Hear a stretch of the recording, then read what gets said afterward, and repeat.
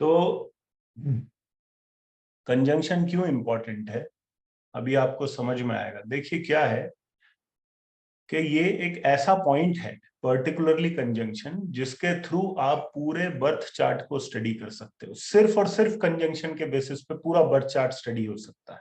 पहला पॉइंट। दूसरा पॉइंट, क्यों कंजंक्शन इतना इंपॉर्टेंट है, बिकॉज आप हमेशा रेमेडीज की बात करते हो। हर व्यक्ति को कहीं ना कहीं रेमेडी की आवश्यकता है कि भाई मैं किस तरीके से। तो यहां पर यदि आप कंजंक्शन को स्टडी करते हो तो कंजंक्शन को स्टडी करने से आपको रेमेडी किस ग्रह की करनी है ये भी समझ में आ जाएगा। ठीक है।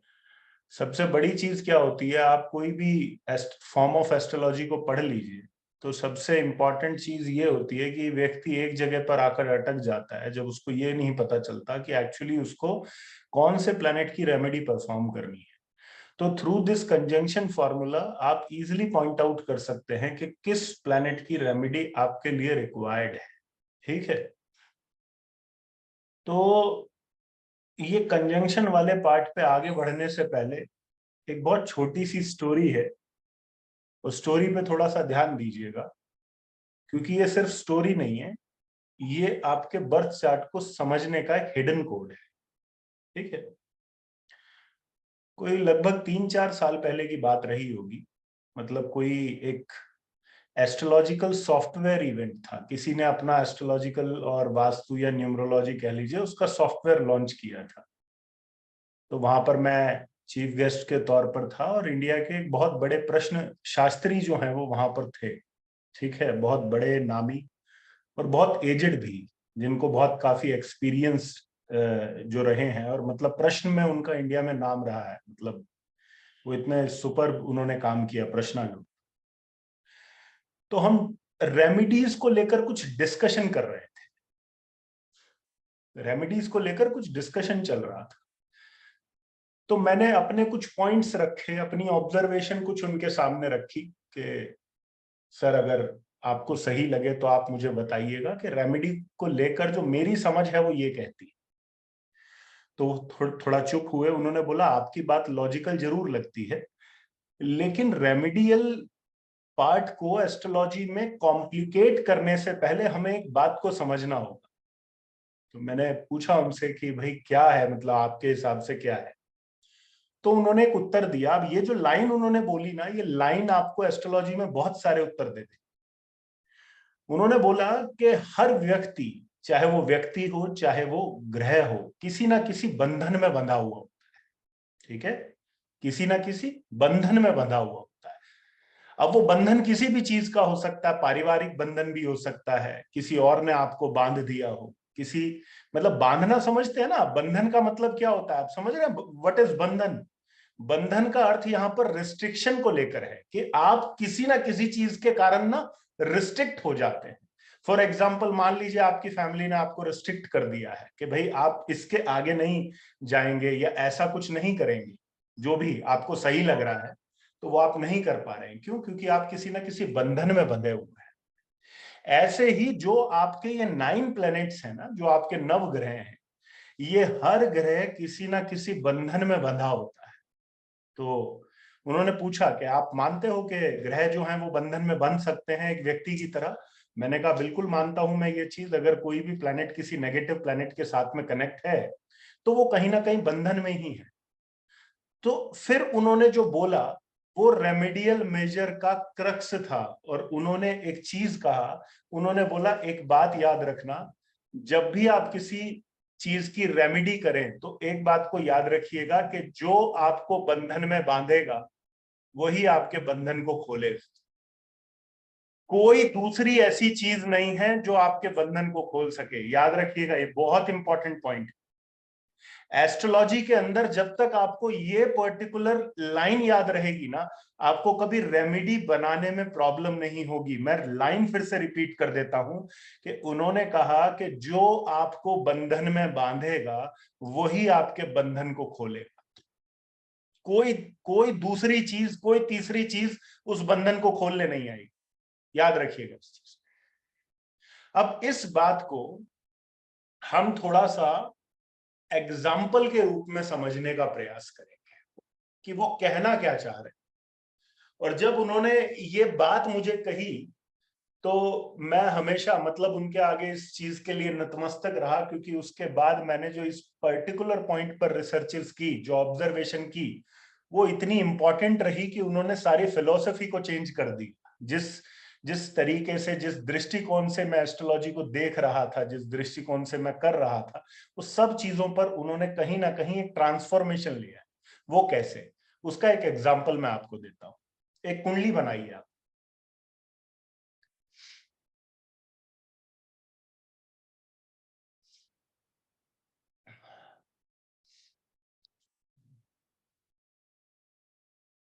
मेष लगन की कुंडली बनाई।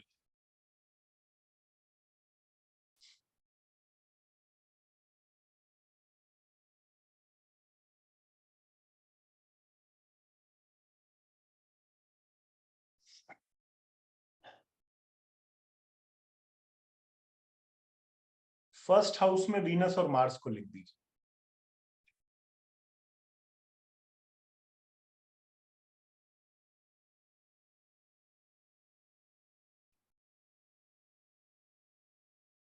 फर्स्ट हाउस में आपने वीनस मार्स को लिख दिया। अब एक चीज बताइए, यहां पर आपको सेकंड लॉर्ड कौन दिखाई दे रहा है इस कुंडली का? इस कुंडली का धन किस ग्रह के पास है? धन किसके पास है? शुक्र के पास। ठीक, ये पार्ट क्लियर है आप लोगों को कि शुक्र के पास इस कुंडली का धन है। अब एक चीज बताइए कि थोड़ा गौर कीजिए इस कुंडली पर और ये देखिए कि क्या शुक्र किसी ग्रह के बंधन में है, और अगर है तो क्यों है? कौन बताएगा मेरे को कि शुक्र बंधन में है, और अगर है तो वो क्यों बंधन में है? हाँ जी, पंकज नारंग जी, आप अनम्यूट कीजिए। हाँ जी सर। वो बताइए। मंगल के साथ बैठा है, मंगल के घर में एक्चुअली। तो ठीक है, और वो एट लॉर्ड भी है और फर्स्ट लॉर्ड भी है। एट्थ लॉर्ड भी है, फर्स्ट लॉर्ड भी है। परफेक्ट, आपने बहुत सही बात की। तो यहां पर आपको बंधन किस लॉर्ड का लगता है? आपको फर्स्ट लॉर्ड का बंधन लगता है या एट्थ लॉर्ड ने बंधन किया हुआ है? मतलब एट्थ के कारण ये जो वीनस है ये प्रॉब्लम में आएगा, या फर्स्ट लॉर्डशिप के फर्स्ट कारण? फर्स्ट फर्स्ट के कारण सर। समझ लीजिए फिर दोबारा से, क्योंकि फर्स्ट को तो आपने लास्ट टाइम स्टडी कर लिया है।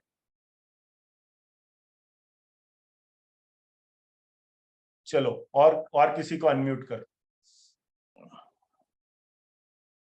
कौन बताएगा?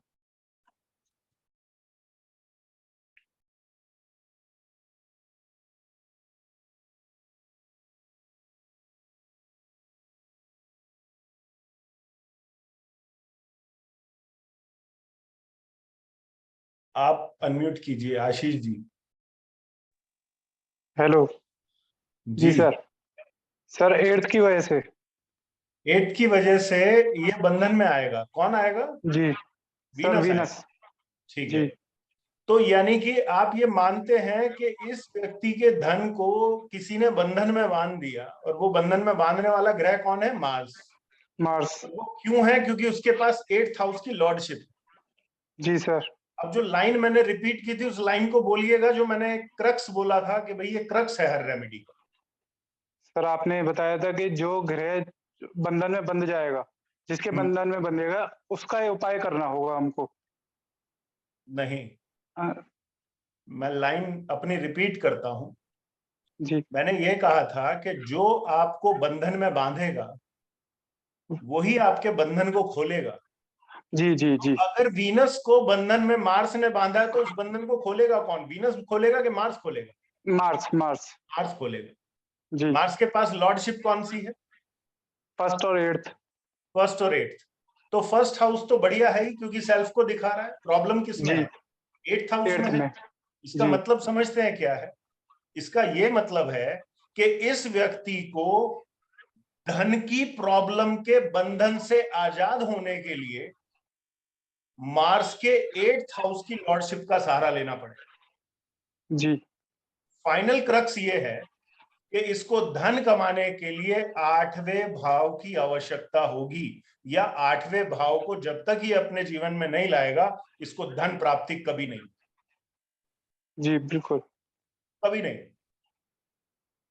This is the whole sole idea behind conjunction. अब इसी कंजंक्शन को थोड़ा सा हम फ्लिप कर देते हैं, मतलब पलट देते हैं। अभी हमने क्या बात की, हमने बात की पहले तो धन की, कि भाई धन कहां से आ रहा है। तो धन कहां से आ रहा है, इसके लिए हमने क्या किया, हमने फोकस किया वीनस को और देखा कि वीनस के साथ में कौन अटैच है, वो प्लेनेट के कारण धन आ रहा है।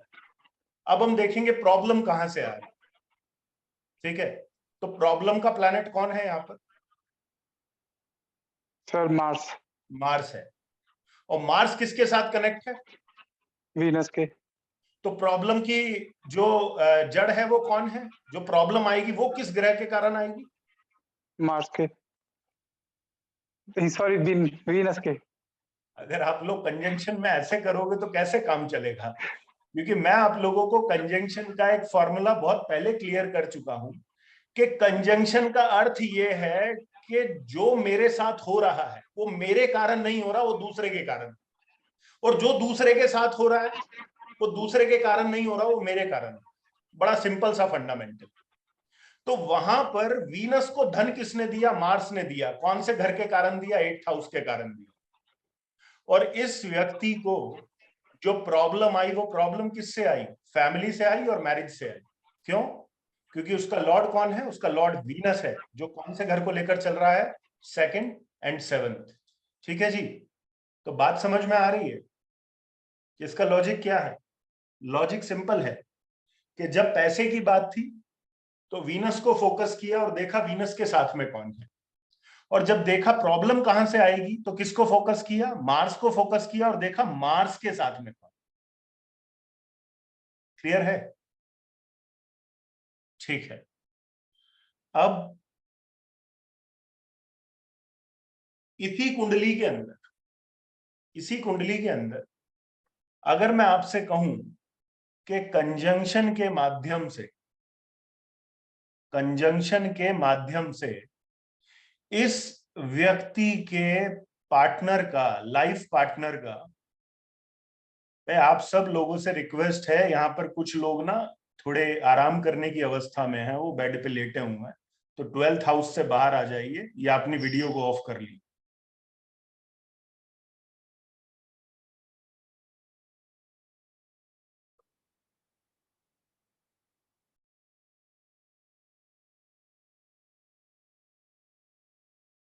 देखिए 7th हाउस क्या है? 7th हाउस पार्टनर है।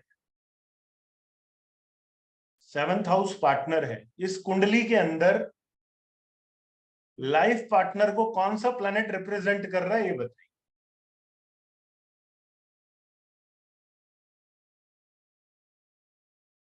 वीनस रिप्रेजेंट कर रहा है। ठीक है, वीनस इस कुंडली में लाइफ पार्टनर को रिप्रेजेंट कर रहा है। क्यों? क्योंकि कौन से घर को रूल कर रहा है? 7th हाउस को रूल कर रहा है। किस ग्रह के साथ है? मार्स के साथ है। पार्टनर के अंदर मार्स की क्वालिटी होंगी या नहीं होंगी? एज पर कंजंक्शन के फॉर्मूले के अकॉर्डिंग पार्टनर में मार्स की क्वालिटीज होंगी। चलो, मार्स की क्वालिटी होंगी यहां तक ठीक है, लेकिन प्रॉब्लम क्यों आएगी? क्योंकि मार्स के पास लॉर्डशिप कौन से घर की है? 8th हाउस की लॉर्डशिप है। इसका मतलब क्या है कि इस व्यक्ति को आप ये कहोगे प्रिडिक्शन में कि अगर आपको जानना है कि लाइफ में प्रॉब्लम कैसी होती है तो आप एक काम करो, वो पूछेगा क्या? शादी करो। ठीक है, वो कहेगा क्यों भाई, ऐसा क्यों करवा रहे हो? दुनिया शादी करती है, मैंने कौन सा गुनाह किया है कि मैं शादी करूंगा और प्रॉब्लम में आ जाऊंगा? आप उसको क्या बोलोगे? आप उसको ये बोलोगे कि देखो भाई, तुम्हारे 7th हाउस लॉर्ड के साथ में 8th हाउस लॉर्ड कनेक्ट है, तो मार्स है, तो आपको प्रॉब्लम होगी। लेकिन हम उसी फॉर्मूला पर आ जाते हैं, जो फॉर्मूला मैंने एक लाइन में आपको पहले बताया था कि जो आपको बांधता है वही आपको खोलता भी है। मतलब इसकी शादी को बचाने का जो गुरु मंत्र है वो वीनस के पास नहीं है, वो मार्स के पास है। टेक्नोलॉजी कौन से घर से देखी जाती है ये बताइए, या कोई भी जो चीजें हैं वो कौन से घर से देखेंगे आप, टेक्नोलॉजी या कुछ भी ऐसा, ठीक है, 8th हाउस से देखेंगे। और जाहिर सी बात है, अगर मैं मंगल को डिफाइन करूं एज अ प्लैनेट, आपसे कहूं कि मेरे को आप मंगल को डिफाइन करके दीजिए कि मंगल को अगर हम एक संज्ञा दें कि मंगल टेक्निकल चीजों में ज्यादा अच्छा है कि नॉन टेक्निकल चीजों में ज्यादा अच्छा है, तो आप क्या कहेंगे? टेक्निकल चीजों में ज्यादा अच्छा है। इसका अर्थ जानते हैं आप क्या है? ये जो व्यक्ति है, अगर ये फीमेल है, if this chart belongs to a female, आप उसको क्या रेमेडी देंगे? आप उसको बोलेंगे आप एक इंजीनियर के साथ विवाह कर सकते हैं, एक इंजीनियर के साथ विवाह करना आपके लिए अच्छा रहे। ये आपके लिए अच्छा है। बोलेगी ठीक है भाई, मेरे को इंजीनियर का रिश्ता नहीं आया, मेरे को तो किसी सर्जन का रिश्ता आया हो। परफेक्ट है, करिए। अब तीसरा आदमी बोलेगा सर्जन का नहीं है जी, इंश्योरेंस एजेंट का है, कर लीजिए।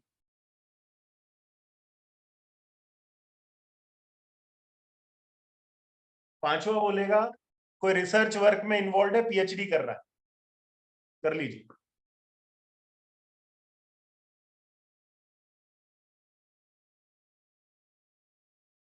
छठा बोलेगा कुछ काम नहीं किया, 10-12 जॉब बदली, बाद में ज्योतिषी बन गए,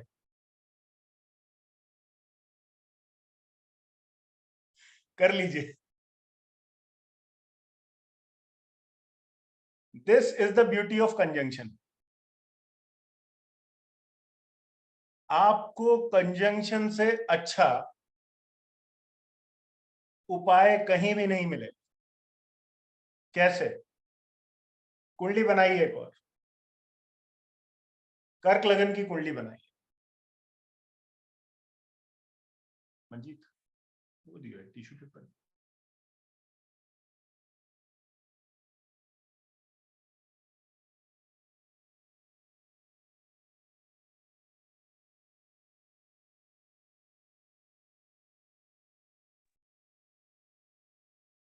थोड़ा सा फैन ऑन करो।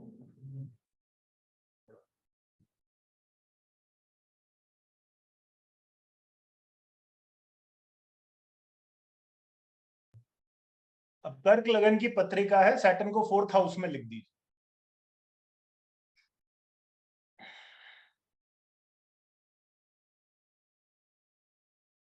केतु को भी लिख दीजिए भाई।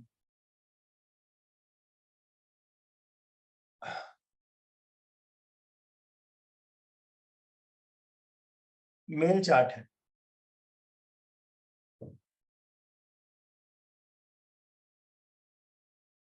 मेल चार्ट है।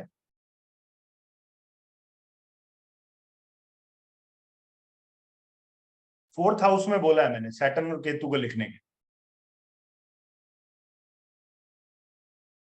अब यहां पर आपको लाइफ पार्टनर की क्वालिटी को डिस्क्राइब भी करना है और आपको यह भी बताना है कि लाइफ पार्टनर जो आएगा इस व्यक्ति से विवाह करके, वो आगे क्या कुछ सिनेरियो आगे बन सकता है। लाइक अलगाव हो सकता है क्या, सेपरेशन हो सकता है क्या, सेपरेशन की पॉसिबिलिटी यहां पर है क्या। चलिए इसका आंसर मैं आप लोगों को खुद आपसे दिलवाता हूं कि हम कंजंक्शन वाले फॉर्मूला से इसको समझने की कोशिश करें। यहां पे 7th हाउस का कारक ग्रह कौन, 7th हाउस का जो प्लैनेट है, जो लॉर्ड है, दैट इज सैटर्न। सैटर्न किसके साथ में बैठ गया? केतु के साथ में बैठ। अब एक बात हमेशा याद रखिएगा कि कोई भी प्लैनेट, ये मैंने पहले भी क्लासेस में रिपीट किया, मैं फिर इसको रिपीट कर रहा हूं कि कोई भी ग्रह अपनी लॉर्डशिप से पहले अपने कारक तत्व को हमेशा एक्टिवेट करेगा जब भी उसकी दशा आएगी या अंतरदशा आएगी, या कभी आपकी कुंडली के अंदर। तो प्लैनेट अपने कारक तत्व को कभी नहीं छोड़ता है, इरिस्पेक्टिव वो आप किस लगन के व्यक्ति हैं, आपका क्या असेंडेंट है, क्या आपका मून साइन है, कारक तत्व सबके लिए एक जैसे। तो यहां पर जो लाइफ पार्टनर को दिखाने वाला जो प्लैनेट है, जो लाइफ पार्टनर को शो कर रहा है, वो कौन है? सैटर्न है। सैटर्न के साथ में कौन कनेक्ट है? केतु कनेक्ट। अब केतु का अपना एक नेचर होता है, आप सब लोगों ने सुना होगा केतु का नेचर क्या है? डिटैच करना नेचर है केतु का। तो कई दफा आपको यह देखने को मिलेगा कि जब आपका 7th लॉर्ड केतु जैसे प्लैनेट के साथ में कनेक्ट हो जाए, तो many times it can give you detachment of marriage, मतलब वो मैरिज के अंदर डिटैचमेंट ला सकता है, किसी भी तरीके से ला सकता है, डायरेक्टली या इनडायरेक्टली। ठीक है, अब देखिए हमारा काम क्या है। एक एस्ट्रोलॉजर को, जैसे मैंने आपको पहले भी कहा था कि एक एस्ट्रोलॉजर को एक नाम दिया जाता है, जानते हैं क्या? बहुत बड़ा नाम होता है, उसको बोलते हैं देवज्ञ। ठीक है, उसको बोलते हैं देवज्ञ। तो एक एक एस्ट्रोलॉजर क्या करेगा? एक एस्ट्रोलॉजर कहेगा भैया तुम ये शनि के उपाय कर लो, तुम्हारा तो ये है, तुम्हारा मांगलिक है, तुम्हारा ऐसा वैसा, वो 50 चीजें उसको बता दे।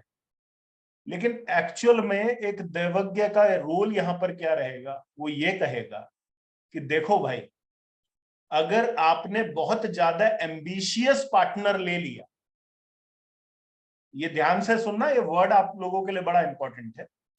अगर आपने कोई बहुत एम्बिशियस पार्टनर ले लिया तो आपकी शादी बहुत अच्छी नहीं चलेगी, आपका अलगाव हो जाए। वो बोलेगा फिर क्या करें जी? भाई ऐसा पार्टनर ले लो जिसको अपना भी ना पता हो, आपका भी ना पता हो। ऐसा कौन होता है जिसको खुद का भी होश नहीं रहता, आपका भी नहीं रहता? ऐसा व्यक्ति वो होता है जो केतु ड्रिवन। ठीक है, तो केतु ड्रिवन व्यक्ति को देखकर जब भी आपको कोई व्यक्ति बड़ा नॉन एम्बिशियस लगे, ध्यान रखिएगा, कभी आपको राहु या केतु की पहचान करनी हो ना, उस व्यक्ति को देखते ही आपको समझना हो ये सामने वाला व्यक्ति है क्या, तो समझ लीजिएगा कि जो व्यक्ति आपको जितना एम्बिशियस दिखाई दे रहा है वो कंप्लीटली राहु ड्रिवन। और जिस व्यक्ति को कोई होश नहीं है कि मैं कहाँ हूं, किस जगह हूं, क्या कह रहा हूं, कोई मेरी बात को समझ रहा है नहीं समझ रहा, बस लगा हुआ है अपनी कहने, लगा हुआ है अपनी सुनने, that is completely a Ketu driven person. इसलिए ऐसे व्यक्ति की मैरिज उस पार्टनर के साथ ज्यादा अच्छा काम करेगी जो केतु ड्रिवन होगा। इसका मतलब आप इन शॉर्ट क्या कह सकते हैं? You have to find someone who is very spiritual in nature. अगर वो एम्बिशियस हुआ नेचर में तो आपका विवाह यहां पर नहीं टिकेगा। क्यों? क्योंकि फिर हम अपने उसी पार्ट पर आते हैं। यहां पर शनि को बंधन में बांधने का काम कौन कर रहा है? केतु कर रहा है। तो उस बंधन को खोलेगा कौन? केतु ही खोलेगा, कोई और दूसरा प्लेनेट नहीं खोलेगा। क्लियर है? This is the beauty of conjunction. Now coming to the profession part. ठीक, प्रोफेशन के अंदर जब भी आप प्रोफेशन को लेते हैं, आपको सबसे ज्यादा ध्यान 10th लॉर्ड पर देना पड़ता।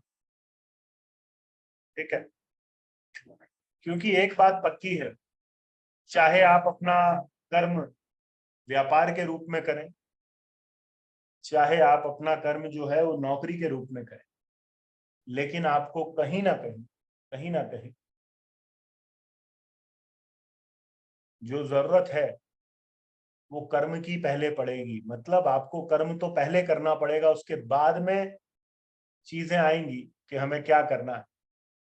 अरे भाई मैं प्लेसमेंट नहीं बता रहा हूं कि 10th लॉर्ड या 10th हाउस, मैं कंजंक्शन पढ़ा रहा हूं अभी।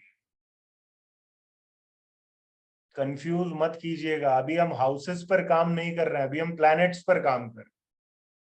आप लोगों ने हाउसेस पढ़े हैं, हाउसेस के रिजल्ट्स याद है नहीं है जो मैंने बताए थे? अब हम कंजंक्शन की बात कर रहे हैं कि कंजंक्शन क्या काम करता है।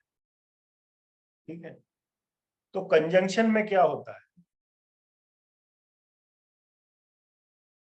कि 10th लॉर्ड को आपने ले लिया, लेट्स, ठीक है। अब 10th लॉर्ड के साथ में आपने कोई प्लैनेट कनेक्ट करो, कैसे कनेक्ट करोगे? आप एक काम कीजिए, वृषभ लगन की कुंडली बनाइए और सैटर्न और मार्स को 9th हाउस में लिख दीजिए।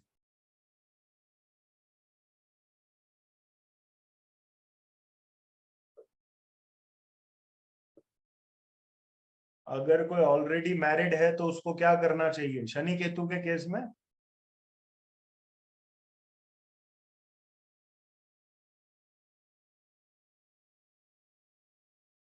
बाबा रामदेव के आसपास जॉब वॉब करवा दो उसको, वहां पे पतंजलि योगपीठ भेज दो 1 साल भर के लिए। वैसे हफ्ते के प्रोग्राम होते हैं यहाँ पे, 1 साल में काम होगा, ठीक है। तो आप वृषभ लगन की कुंडली बनाइए, सैटर्न मार्स को 9th हाउस में लिख दीजिए। टॉरस असेंडेंट और 9th हाउस में आप सैटर्न को लिख दीजिए, मार्स को लिख दीजिए।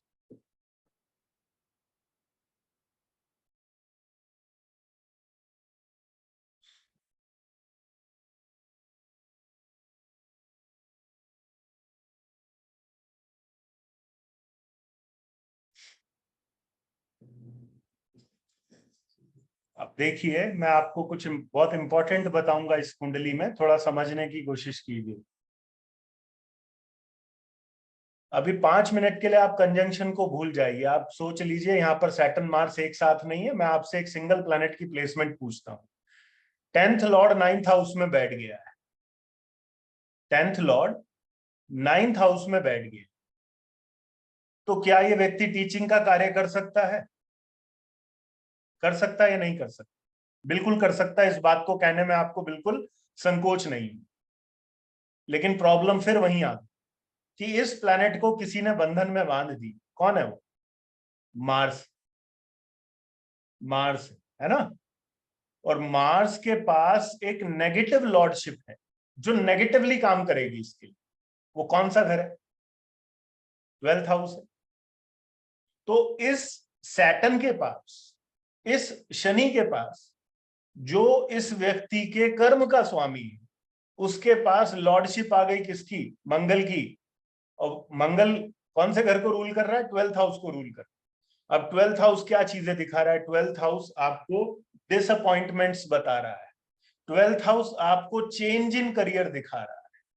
12th हाउस आपको फ्रीक्वेंट चेंजेस के बारे में बता रहा है, डिसअपॉइंटमेंट्स के बारे में बता रहा है।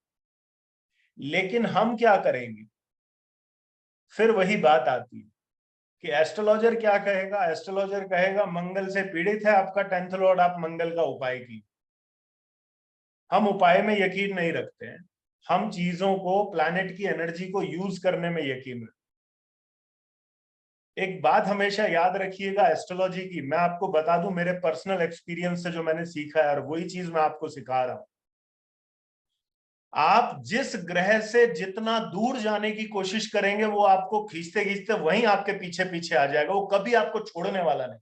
याद रखिए, एस्ट्रोलॉजी के अंदर जब तक आप किसी प्लैनेट से पीछा छुड़ाने की कोशिश करेंगे, उसके यज्ञ कर लूं मैं, ये कर लूं मैं, वो कर लूं, वो प्लैनेट कभी आपका पीछा नहीं छोड़ेगा। और जिस दिन आपने उस प्लैनेट को एक्सेप्ट कर लिया, उसकी सिग्निफिकेशंस को एक्सेप्ट कर लिया, उसकी सिग्निफिकेशंस को अपनी लाइफ में ले आए, आपको किसी यंत्र, किसी तंत्र, किसी मंत्र की आवश्यकता नहीं पड़ेगी। तो यहां पर वो चीज कैसे काम करेगी? यहां पर उस चीज को काम करने के लिए आपको 12th हाउस को काम पे लगाना होगा। इसका मतलब क्या है कि आपको इस व्यक्ति को एक बात कहनी पड़ेगी कि भले आप टीचिंग कर लीजिए, लेकिन टीचिंग आपको अपने जन्म स्थान से बहुत दूर जाकर करनी पड़ेगी। इसलिए अगर आप दिल्ली में पैदा हुए हैं तो आपकी टीचिंग बैंगलोर में बहुत अच्छी हुई। अगर आप मुंबई में जन्मे हैं तो आप दिल्ली के अंदर बहुत अच्छी टीचिंग कर पाएंगे। अगर आप कोलकाता में जन्मे हैं तो हो सकता है आप यूएस में, ऑस्ट्रेलिया में, यूरोप में, यहां जाकर कहीं टीचिंग बहुत अच्छी कर। क्लियर है? मतलब क्या करेंगे? मंगल की चीजों का दान कराएंगे। मंगल 10th हाउस को पीड़ित कर रहा है, 10th लॉर्ड को पीड़ित कर रहा है, ठीक है। उससे क्या होगा? उससे मानसिक आपको एक तृप्ति मिल जाएगी, ओ मैं मंगल का दान कर रहा हूं। एक बात याद रखिएगा, आप दान करिए, आप जो मर्जी करिए, वो आपके पुण्य कर्म में ऐड होगी चीज, ठीक है। आप कुछ भी ऐसा करते हैं तो that thing is adding towards your, जो आपके जो गुड कर्मा है, जो आप एक्यूमुलेट कर रहे हो अपने कर्मा, वो आपके ऐड हो रहे हैं। बट एक्चुअल रेमेडी तब तक नहीं होगी जब तक आप इस प्लैनेट को एक्सेप्ट नहीं कर ले। इसलिए एस्ट्रोलॉजी के अंदर सबसे इंपॉर्टेंट रेमेडी, सबसे बड़ा टूल ये है to accept the energy of that planet and to accept the lordship of that. उस हाउस की एनर्जी, उस हाउस की लॉर्डशिप को आपको एक्सेप्ट करना पड़ेगा। जिस दिन एक्सेप्टेंस आ गया, उस दिन आपको आगे बढ़ने से कोई नहीं रोक सकता, आपको किसी ज्योतिषी की जरूरत नहीं पड़ेगी, गारंटी है। सेकंड पार्ट पर आ, ठीक है। अब देखिए, एक योग है बड़ा इंपॉर्टेंट, मैं उसको बड़ा अच्छा योग मान, लिखिए, एक कुंडली बनाई,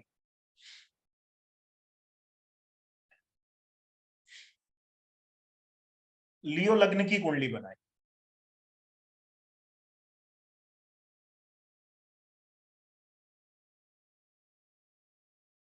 वीनस मार्स को 10th हाउस में लिख दीजिए।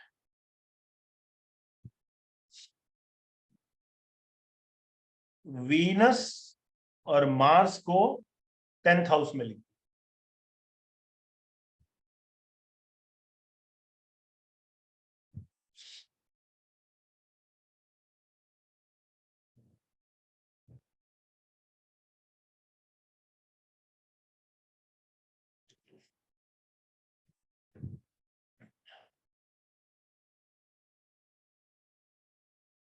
यहां पर भाग्य कौन है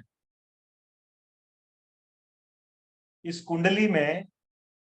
भाग्य कौन है इस कुंडली का? भाग्य है मंगल, है कि नहीं? मंगल इस कुंडली का भाग्य है। और इस कुंडली का पुरुषार्थ कौन है, यानी कि सेल्फ एफर्ट्स कौन? Venus.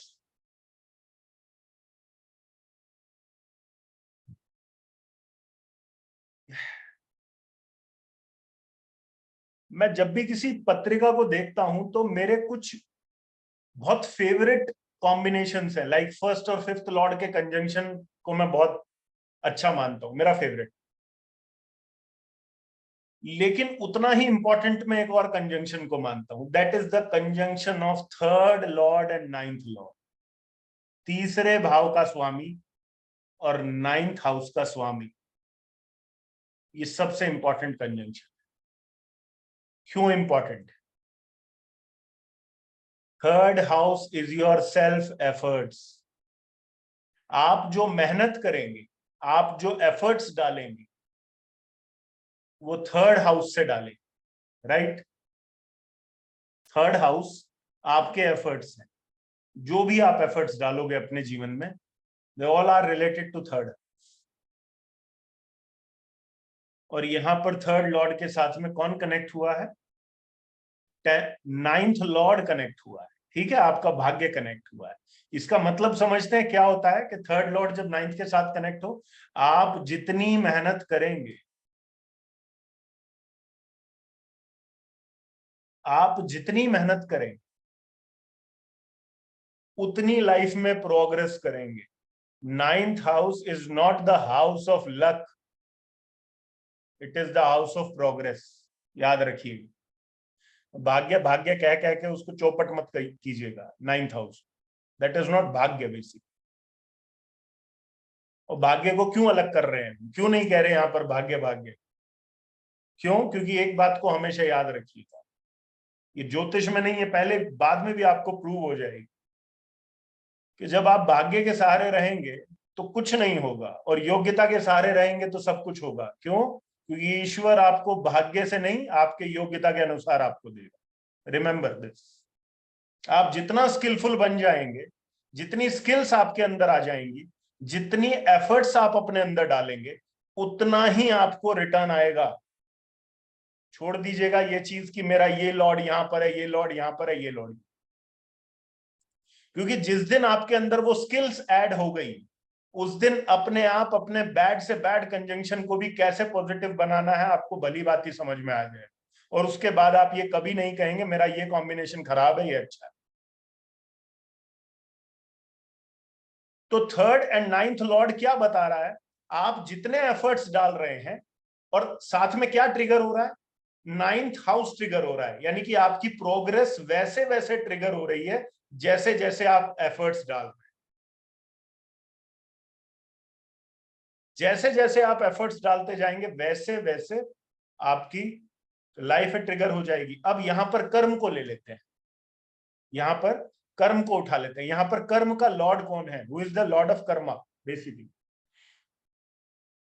Venus is the Lord of Karma, right. तो वीनस का किसके साथ में कंजंक्शन है,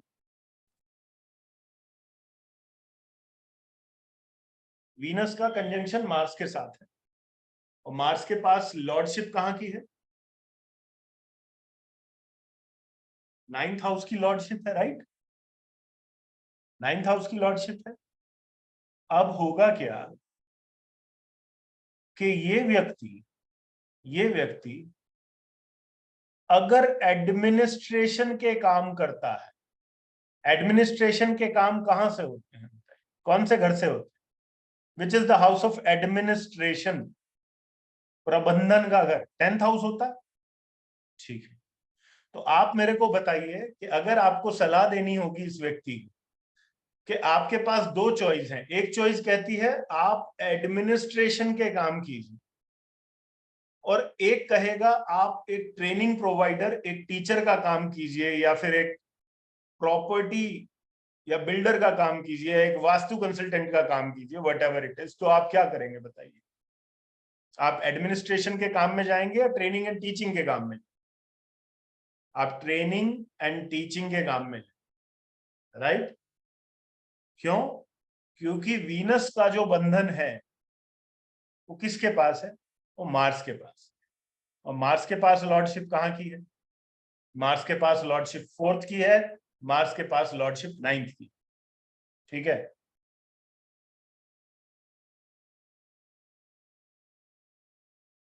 इसलिए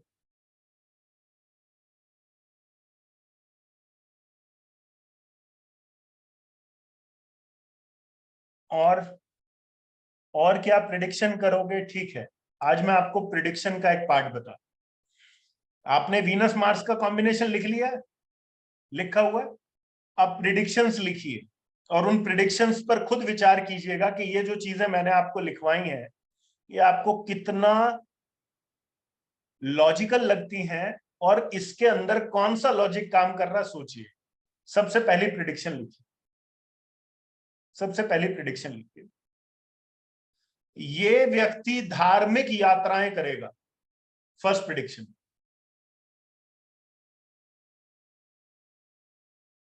और मैं ये नहीं कह रहा हूं करेगा, मैं कह रहा हूं इसको करनी चाहिए, इसका कॉम्बिनेशन ये कह रहा है, ठीक है, इसको धार्मिक यात्राएं करनी चाहिए, सबसे पहला पॉइंट। इस व्यक्ति का छोटा भाई, इस व्यक्ति का छोटा भाई या छोटी बहन कंफर्ट और लग्जरी कॉन्शियस रहेगा, इस व्यक्ति का छोटा भाई कंफर्ट और लग्जरी कॉन्शियस रहेगा।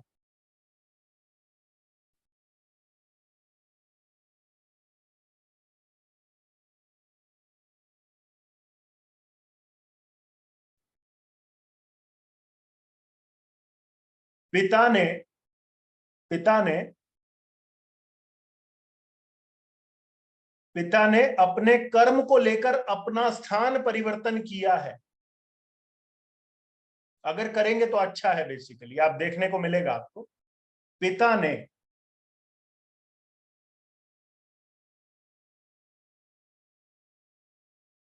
अपने कर्म को लेकर अपना स्थान परिवर्तन किया हो,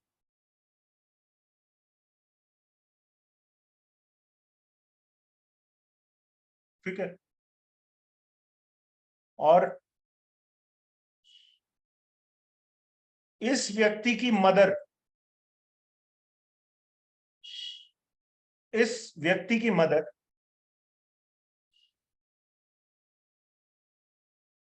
बोल्ड भी होंगी और अथॉरिटेटिव भी होंगी,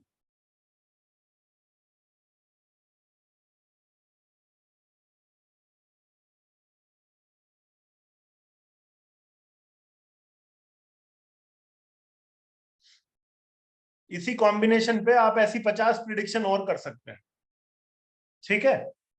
बट हमने जो लिखी है अभी तक, हम पहले उसकी बात कर ली। 50 बोल रहा हूं मैं, मिनिमम 50 बोल रहा हूं। ज्यादा थोड़ा और अभ्यास कर लिया तो 100 भी हो सकता है, कोई बड़ी बात नहीं। सिर्फ ये 2 प्लैनेट्स के ध्यान में रखने से इतना कुछ आप प्रिडिक्ट कर सकते हैं। सबसे पहले वाले पॉइंट पे आते हैं। तो सबसे पहले वाला पॉइंट कौन बताएगा मेरे को, क्यों है ऐसा, मतलब व्हाई इज इट सो?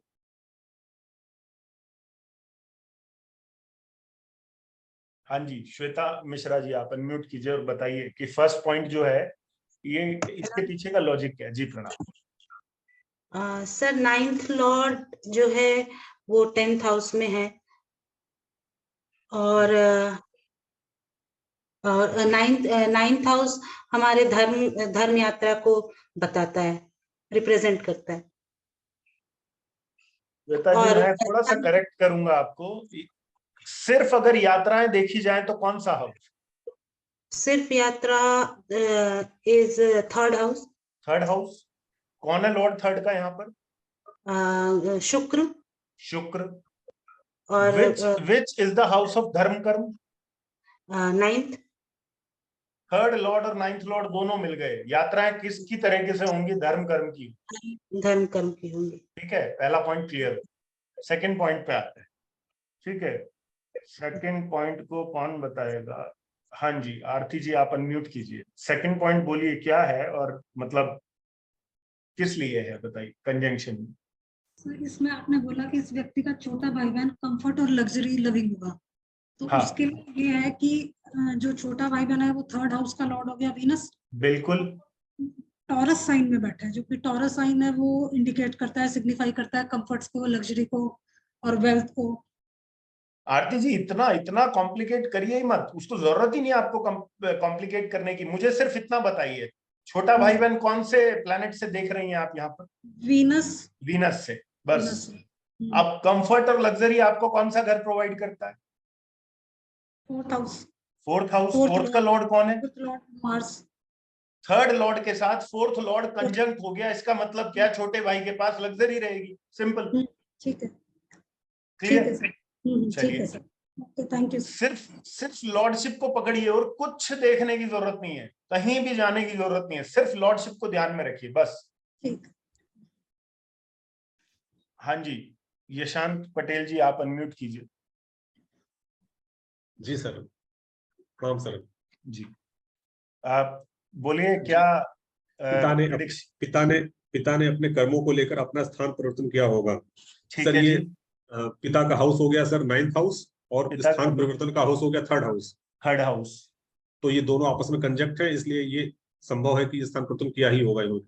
और स्थान परिवर्तन होने से आपको लगता है कुछ बेनिफिट हुआ होगा या नुकसान हुआ होगा? सर बेनिफिट ही हुआ होगा, क्योंकि दोनों जब कंजंक्ट होंगे तो एक दूसरे को जब तक यूज नहीं होगा, दोनों का यूज नहीं होगा, तब तक इनको फायदा भी नहीं मिलेगा। परफेक्ट, बिल्कुल ठीक। और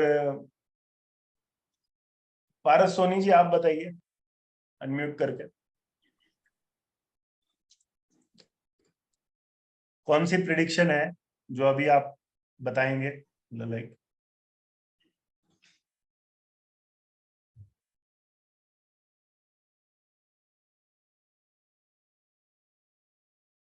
पारस जी, मैं सुन नहीं पा रहा हूं आप।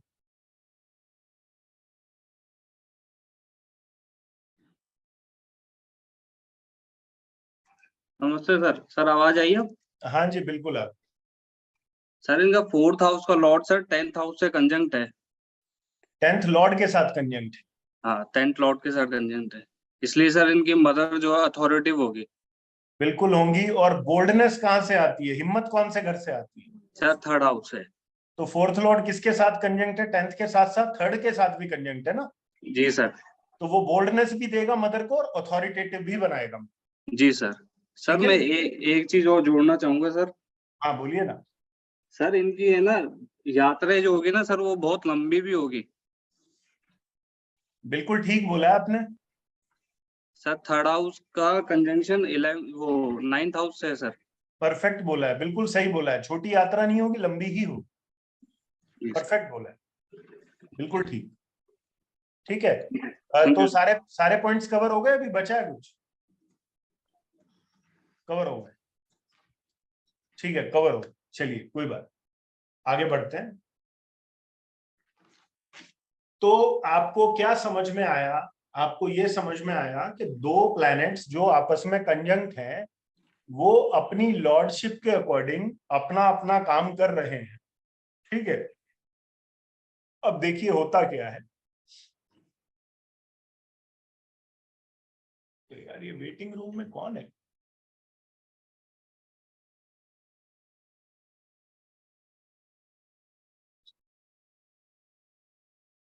तो 10th हाउस के साथ में, 10th हाउस के साथ में किसी ने लिखा है सर मदर पुलिस में हो सकती हैं। पुलिस में हो सकती हैं, डेफिनेटली हो सकती हैं। और मदर का जो है, नहीं, मदर पुलिस में हो सकती है, नहीं, मदर पुलिस में नहीं हो सकती, क्योंकि 4th लॉर्ड खुद मदर है और वो खुद मंगल है।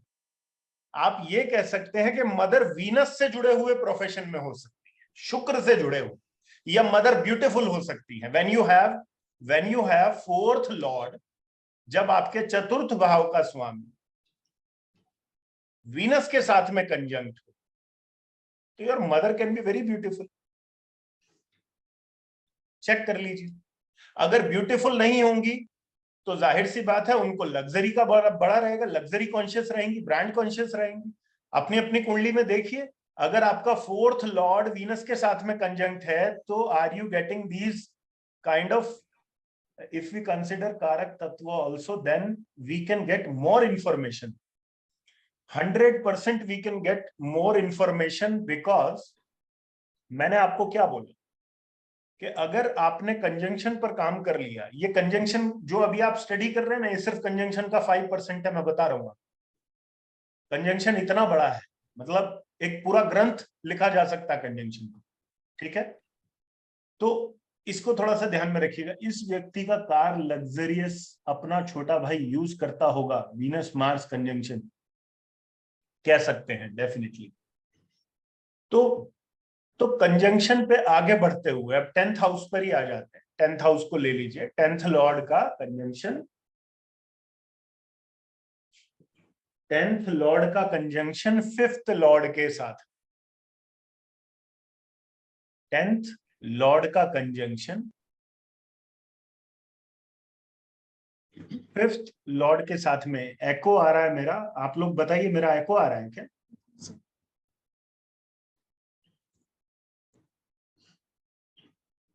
नहीं, साउंड तो क्लियर है भाई। तो 10th लॉर्ड का कंजंक्शन 5th लॉर्ड के साथ, ठीक। One of the most important conjunction I would say, 10th Lord के सबसे इंपॉर्टेंट कंजंक्शन में से एक ये भी है। क्यों है?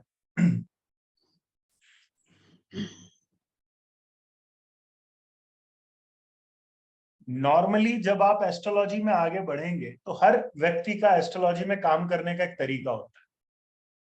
जैसे आमतौर पे मेरे पास कोई कुंडली आती है और मेरे से कोई पूछता है कि भाई बच्चा पढ़ाई कैसी करेगा, तो ठीक है मैं पढ़ाई की तरफ जरूर देखता हूँ, बट मेरा जो फोकस रहता है ना वो हमेशा उसके काम की तरफ रहता है। क्योंकि भले ही वो कितना अच्छा पढ़ जाए, अगर उसने काम जो है वो सही चुन लिया, उसके दिमाग में वो काम को लेकर जो पिक्चर है वो क्लियर है, तो वो पढ़े या ना पढ़े लेकिन वो लाइफ के अंदर बहुत अच्छा प्रोफेशनली कर पाए, ठीक है। इसलिए मैं 10th हाउस को थोड़ा तवज्जो ज्यादा देता हूँ। बट जब आपका 10th लॉर्ड का कनेक्शन 5th लॉर्ड के साथ हो जाएगा, इन दैट केस आपको एजुकेशनल चॉइस के ऊपर बहुत ज्यादा स्पेसिफिक होना पड़ेगा। आपको जो एकेडमिक्स आप चुनकर देंगे इस व्यक्ति को, that is very very important, very important. क्यों इंपॉर्टेंट?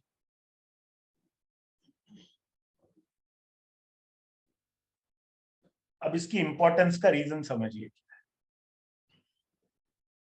आप जो विद्या ग्रहण करते हैं वो पंचम भाव से करते हैं, right. 5th house is the house of acquiring education. कोई चतुर्थ बोल देता है, कोई कुछ बोल देता है, ठीक। केपी एस्ट्रोलॉजी में चतुर्थ है, यहाँ पर पंचम है, ध्यान रखिएगा, उसको मिक्स मत कीजिएगा। पंचम भाव इज द भाव ऑफ एजुकेशन। वो किसके साथ कनेक्ट हो गया? 10th हाउस के साथ में कनेक्ट हो गया। जानते हैं आप ये आपको क्या इंडिकेट कर रहा है? ये आपको इंडिकेट कर रहा है आप जो पढ़ाई करेंगे उस पढ़ाई से जुड़ा हुआ ही आपका प्रोफेशन रहेगा। And this is very rare. आप समझिएगा इस बात को, बड़ा बड़ा रेयर है आज की डेट में। आपने देखा होगा लोग पढ़ाई कुछ कर रहे हैं, कर कुछ रहे हैं, ठीक है। व्यक्ति क्या करता है? व्यक्ति बीटेक करता है और फाइनली वो क्या कर रहा होता है? सेल्स एंड मार्केटिंग कर रहा होता है। मतलब अगर सेल्स एंड मार्केटिंग करनी थी तो बीटेक को। फिर व्यक्ति क्या करता है? व्यक्ति ने मान लीजिए लॉ किया हुआ है, वो बैंक में जॉब कर रहा है। जब बैंक में जॉब करनी थी तो लॉ क्यों की?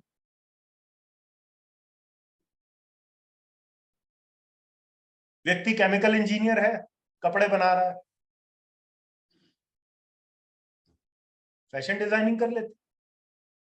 लेकिन इन सभी चीजों के विपरीत ये एक पर्टिकुलर चीज ऐसी है, ये एक पर्टिकुलर योग ऐसा है, 10th लॉर्ड विद 5th, जो आपको ये बता रहा है कि आप जो एजुकेशन लेंगे उससे जुड़ा हुआ करियर ही आपके लिए अच्छा है।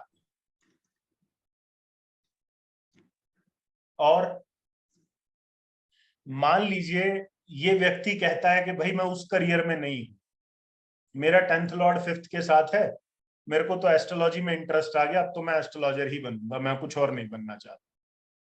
ठीक है, एस्ट्रोलॉजी जैसे बाकियों को लपेटती है, इसको भी लपेट ली। अब ये आदमी कह रहा है कि मेरे को तो एस्ट्रोलॉजर बनना है, मेरा 10th लॉर्ड 5th लॉर्ड के साथ में है, तो अब मैं एस्ट्रोलॉजी में क्या करूं? ऐसा बिल्कुल नहीं है कि आप एस्ट्रोलॉजर नहीं बन सकते, लेकिन आप जिस भी कर्म को चुनेंगे, जिस भी कर्म का चुनाव करेंगे, वहां पर आपका विद्या ग्रहण करना बड़ा इंपॉर्टेंट हो जाएगा। इसका मतलब क्या है कि आपको प्रोफेशनल स्टेबिलिटी लाने के लिए आप जिस भी प्रोफेशन में रहेंगे उसके अंदर आपको ज्यादा से ज्यादा एजुकेट खुद को करना पड़ेगा, तभी जाकर आपको उस प्रोफेशन में प्रोफेशनल स्टेबिलिटी आएगी, अदरवाइज नहीं। एक और चीज आप कर सकते हैं कि अगर आपका 5th लॉर्ड और 10th लॉर्ड एक साथ है तो आप जिस भी प्रोफेशन में है उस प्रोफेशन को लेकर आप लोगों को एजुकेट भी कर सकते हैं। मतलब you can become a teacher, this is the combination of a teacher also.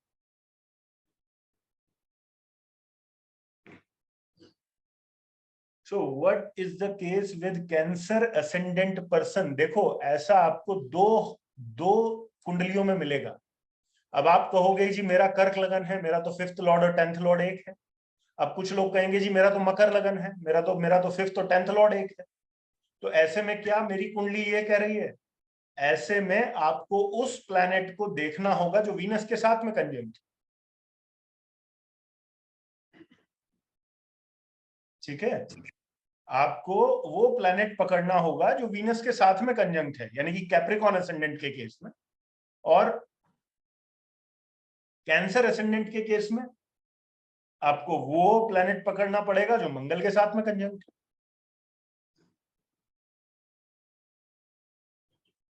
ठीक है, चलिए अब आप लोग अभी तक एक बात को समझ रहे हैं कि कंजंक्शन काम कर रहा है, इसमें कोई इफ एंड बट नहीं है, या नहीं है? इफ एंड बट है? नहीं है। चलो नहीं है तो शुक्र है तो कुछ नहीं कर सकते। ठीक, तो कोई इफ एंड बट नहीं है, लेकिन ये कंजंक्शन एक्टिव कैसे होता है line, that is the most important part. ये काम कैसे करता है? How you will make this conjunction active, कैसे एक्टिवेट कैसे करोगे?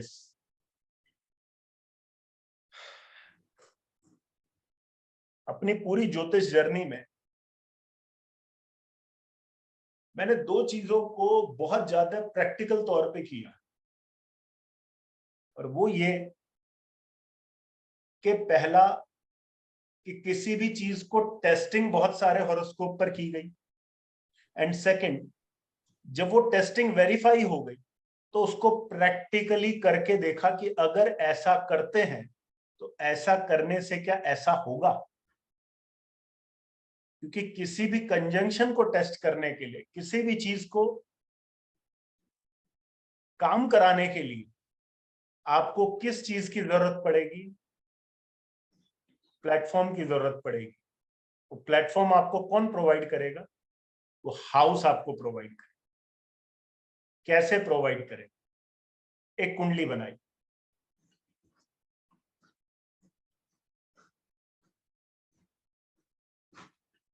अरे भैया परेशान मत हो, 6th Lord plus 10th Lord, 7th Lord plus 10th Lord, 4th Lord plus 10th Lord, मैं सब पर आऊंगा, डोंट, आप इसको समझ लो पहले।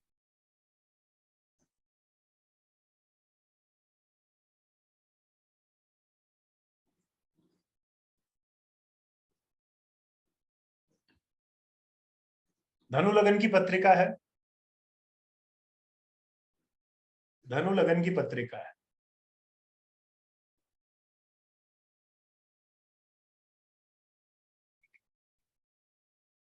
चंद्रमा और बुध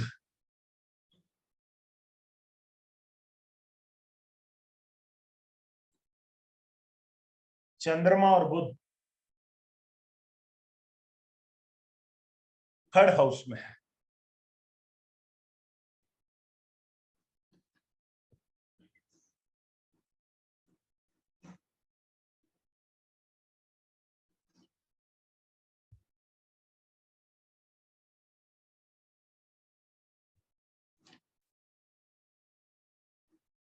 इस दुनिया का सबसे कॉम्प्लिकेटेड सब्जेक्ट कौन सा है बताइए?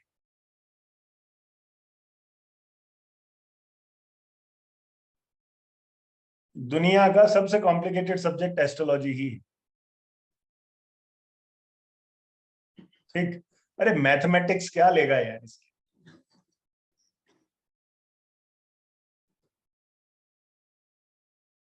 ठीक है, क्यों एस्ट्रोलॉजी है? n number of permutation combination है,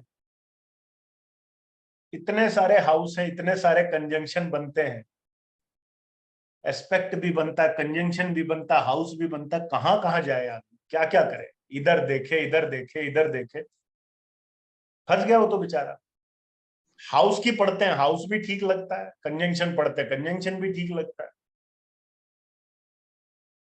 इसको कंक्लूड कैसे करें? एस्ट्रोलॉजी में सबसे इंपॉर्टेंट पार्ट क्या है? कंक्लूड करना, कंक्लूजन पर आना एस्ट्रोलॉजी में सबसे इंपॉर्टेंट है। और यहां आप चीजों को कैसे कंक्लूड करोगे अब वो समझ लीजिए।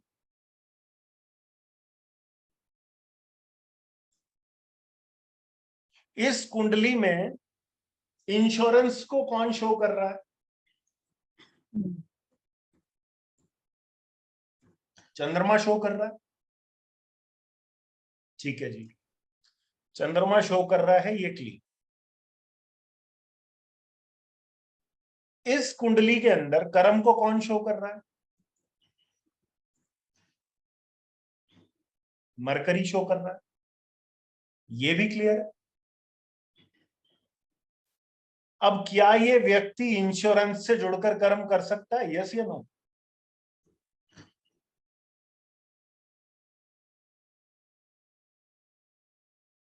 अब अगली लाइन में कंक्लूजन है इसका, बड़ा सिंपल सा, कि ये कॉम्बिनेशन बन कहां रहा है?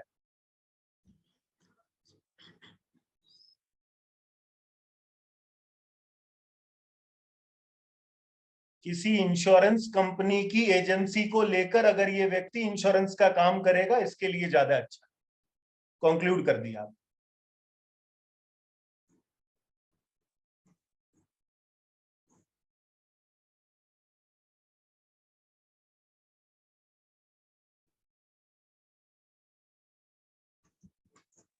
सबसे कॉम्प्लिकेटेड सब्जेक्ट आपके लिए सबसे इजी हो गया।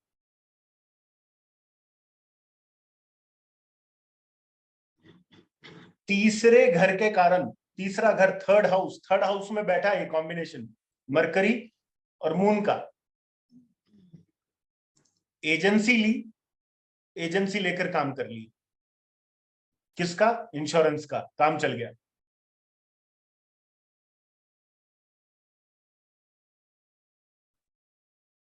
अरे जिस मर्जी का इंश्योरेंस कर ले यार, आदमी का कर ले, व्हीकल का कर ले, इंश्योरेंस तो करे कम से कम एट हाउस का।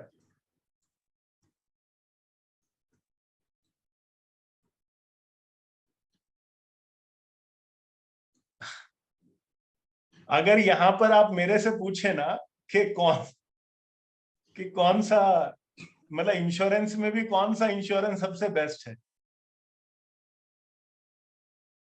तो मैं ये कहूंगा जो ग्रोसरी स्टोर्स होते हैं ना, उनकी इंश्योरेंस बहुत बढ़िया रहेगी इसके।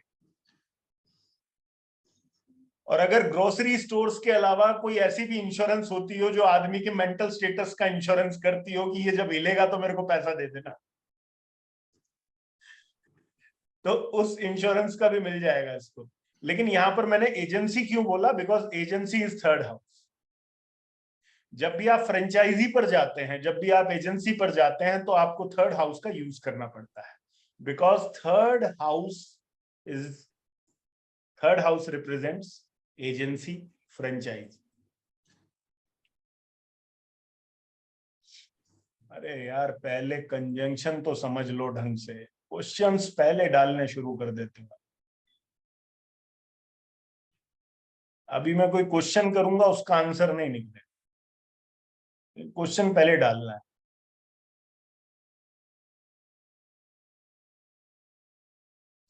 नॉर्मल स्टेट पर रहकर लर्निंग करो, इंटेलिजेंट बन के लर्निंग करने का कोई फायदा नहीं है, समझ रहे हो?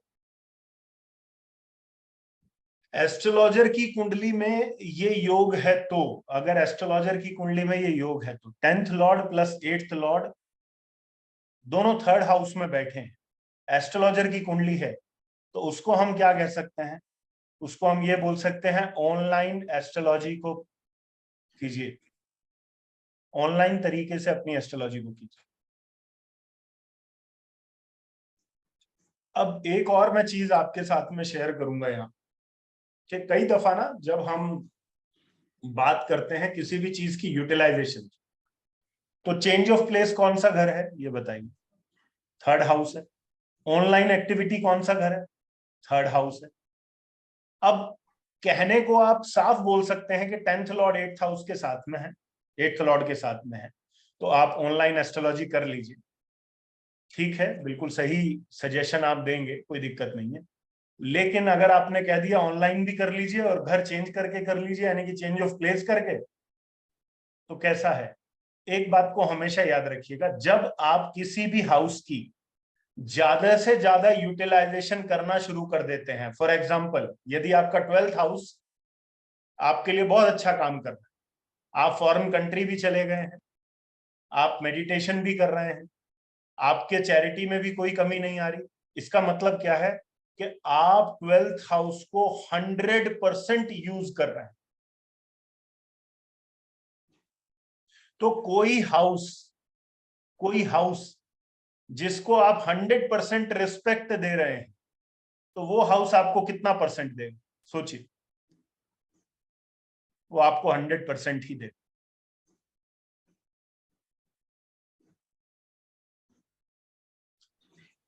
ये मैं क्यों बोल रहा हूं, उसका रीजन है, अभी हमने एक जो ये कंजंक्शन स्टडी किए हैं, इसमें अगर मैं आपसे कहूं कि ये कंजंक्शन 2nd लॉर्ड और 12th लॉर्ड का है कुंडली, कौन सा है? 2nd लॉर्ड और 12th लॉर्ड का है।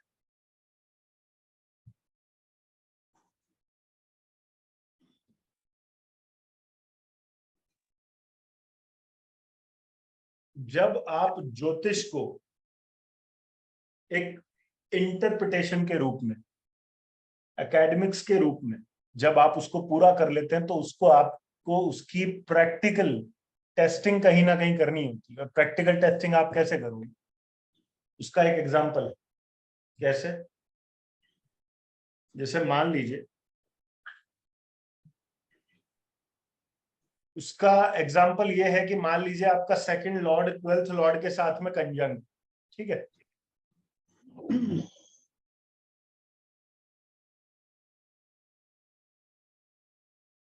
आप सामने वाले को प्रिडिक्शन दे रहे हो और सामने वाला थोड़ी बहुत एस्ट्रोलॉजी समझता है, और आपने उसको बोला कि भाई आपको पैसे वाला बनना, उसने कहा हाँ जी बिल्कुल बनना है, तो आपने कहा जी चैरिटी कीजिए। वो बोलता भाई मैं तो ऑलरेडी जो है वो इन्वेस्टमेंट करता हूं बहुत सारी। समझिएगा मैं क्या बोल रहा हूं, बड़ा इंपॉर्टेंट है, आप सब लोगों के लिए समझना बड़ा जरूरी है, क्योंकि ये दिमाग आप लोग भी लगा सकते हैं, सिर्फ वो नहीं लगाया। ईश्वर ने बुद्धि आपको भी दी है तो आप भी उसको यूज करेंगे। तो आप कहेंगे कि भाई मैं तो इन्वेस्टमेंट को यूज कर रहा हूं, तो मेरा तो 12th हाउस मैंने यूज किया हुआ है, मुझे क्या जरूरत है चैरिटी करने की। लेकिन एक बात याद रखिएगा, हर घर ने अपनी सिग्निफिकेशंस को तवज्जो दी है, याद रखिएगा। 12th हाउस ये कहता है कि आप इन्वेस्ट कीजिए आपको पैसा मिल जाएगा, बिकॉज सेकंड लॉर्ड 12th के साथ है, लेकिन वो ये बिल्कुल भी नहीं कह रहा कि चैरिटी मत कीजिए, आपको चैरिटी भी करना पड़ेगा।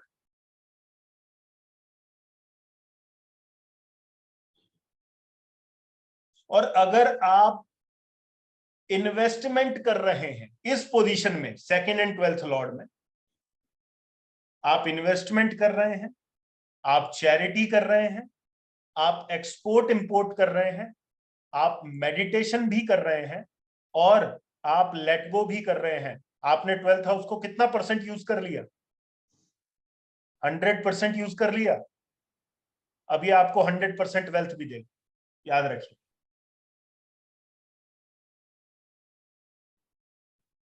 अभी आपको 100% देगा, और वो 100% इतनी होगी कि आपने कल्पना नहीं की। व्यक्ति की प्रॉब्लम ये है कि व्यक्ति ये सोचता है कि मैं बड़ा स्मार्ट हूं। क्यों स्मार्ट हूं? कि भाई मैंने तो बड़ा अच्छा एक इनकम जनरेट कर लिया, मेरा तो सेकंड लॉर्ड 12th के साथ था, मैंने 12th हाउस के काम करके बहुत अच्छी एक इनकम जनरेट कर ली। लेकिन वो एक बेवकूफी कर गया। क्या बेवकूफी कर गया?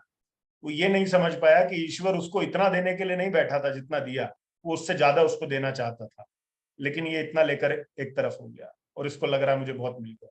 ठीक है, तो ये है जो हम करते हैं, नॉर्मली एक व्यक्ति करता है। इसलिए जब आप किसी हाउस को यूज करने पर आए तो उस हाउस की एक एक चीज को अपने अंदर डाल लीजिए, एक एक चीज को डाल लीजिए। ये नहीं है कि आपने चैरिटी कर दी तो अब 12th हाउस कुछ और नहीं करेगा। आप एक तरफ चैरिटी कर रहे हैं और एक तरफ आपसे लेट गो नहीं हो रहा है, तो आपने वो 12th हाउस का एक छोटा सा जो परसेंटेज लेट गो के पास भी है ना, वो आपने खाली नहीं किया। इसका मतलब क्या है कि वो जो आपकी उतना परसेंट की जो ब्लॉकेज है वो अभी भी 12th हाउस ने रोकी हुई है। जिस दिन वो हट जाएगी, आपका जो अमाउंट आपको आना है वो भी आपके पास में आएगा। ठीक है, इसका अर्थ क्या है? इस पूरी फिलॉसफी का सेकंड और 12th लॉर्ड का अर्थ क्या है जानते हैं? इसका अर्थ ये है कि आप इस जीवन में जब आते हैं तो आप इस जीवन में अपने अकाउंट को, जो आपका एक कार्मिक अकाउंट होता है जो डेबिट और क्रेडिट में चलता रहता है, उसको सेटल करने आते हैं। और जिस दिन वो सेटल हो जाता है, जिस दिन वो पर्टिकुलरली सेटल हो जाता है, उस दिन फिर चाहे दशा हो या दशा ना हो, आपकी स्टोरी ओवर।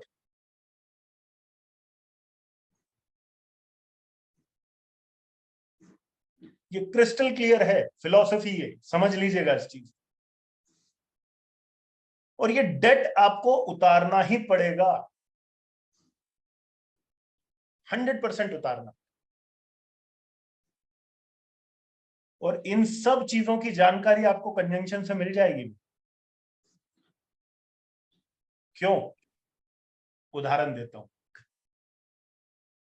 और डेट ये मत समझिएगा डेट सिर्फ पैसे का है, डेट भावनाओं का भी है, डेट इमोशंस का भी है, डेट जो है वो किसी के कहे का भी है। किसी के साथ में किए हुए एक्शन का भी है। हर चीज का अपना एक डेट है, चाहे आप पर चढ़ा है या आपने किसी पर चढ़ाया है, दोनों बातें हैं। इसलिए होता क्या है, ये जो डेट वाली फिलॉसफी है ना, ये आपको कंजंक्शन से समझ में आएगी। कैसे समझ में आएगी? मैंने कंजंक्शन आपको लिखवाया स्टार्टिंग में, क्या? 7th Lord and 8th Lord. क्या लिखवाया? 7th Lord and 8th Lord. अब इसका मतलब बताइए कोई आप में से मेरे को, कि प्रॉब्लम आई तो क्यों आई? 7th Lord and 8th Lord, अगर प्रॉब्लम आई तो क्यों आई? कौन बताएगा?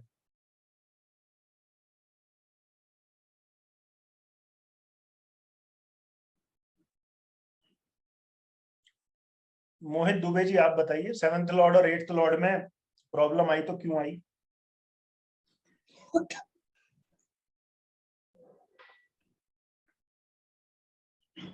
सर वो लास्ट टाइम का हैंड रेस था, सॉरी, इसकी क्लैरिटी नहीं है। कोई बात नहीं। प्रॉब्लम कौन सा हाउस? Sir 8th house. तो यहाँ पर हमने कौन कौन से हाउस को ज्वाइन किया? 7th लॉर्ड और 8th लॉर्ड। जी सर, तो 7th एंड प्रॉब्लम 8th। कहाँ से आएगी? सर 7th हाउस से। 7th हाउस से आएगी। जी। क्यों आएगी? सर कंजंक्शन है इसलिए आएगी, मतलब इसलिए आएगी क्योंकि पिछले जन्म में बहुत खून पिया है उसका, इस जन्म में वो पीने आएगी। ये कंजंक्शन है। एक और लिखिए, पिछले जन्म के कर्मों के अकॉर्डिंग इस जन्म का कंजंक्शन प्रॉब्लम से एसोसिएट। Absolutely yes. एक बात बताइए, एक चीज को सोचिए ना, कि आपका 8th लॉर्ड अगर इस जन्म में किसी जगह पर आया है, तो वो किसी प्लेनेट के साथ कनेक्ट हुआ है, क्यों हुआ है? कार्मिक डेट। पीड़ा की है ना, किसी को पीड़ा दी है, वो पीड़ा आई। समझ रहे? ऐसे ही आप चैरिटी कौन से घर को लेकर करते हैं, बताइए? 12th house. 12th house. अब जरा 12th लॉर्ड को 11th लॉर्ड के साथ में कंजंक्ट कर दीजिए। कर दिया। नुकसान कौन सा घर है? 12th। 12th। यार दोस्त आपका सोशल सर्कल कौन सा घर है? Sir 11th। पिछले जन्म में इनको इतना लूटा, इस जन्म में ये लूटेंगे आप। कंजंक्शन है। लेना देना क्लियर करना है ना अपना, उससे पहले निकलना होगा नहीं। उससे पहले जो हमारी गाड़ी है वो टोल को क्रॉस कर नहीं पाएगी, है ना?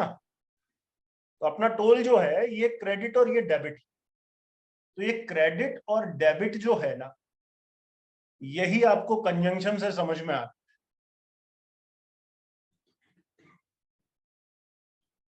है। और ये क्रेडिट और डेबिट वाली बात कंजंक्शन में मैं आपको क्यों बोल रहा हूं?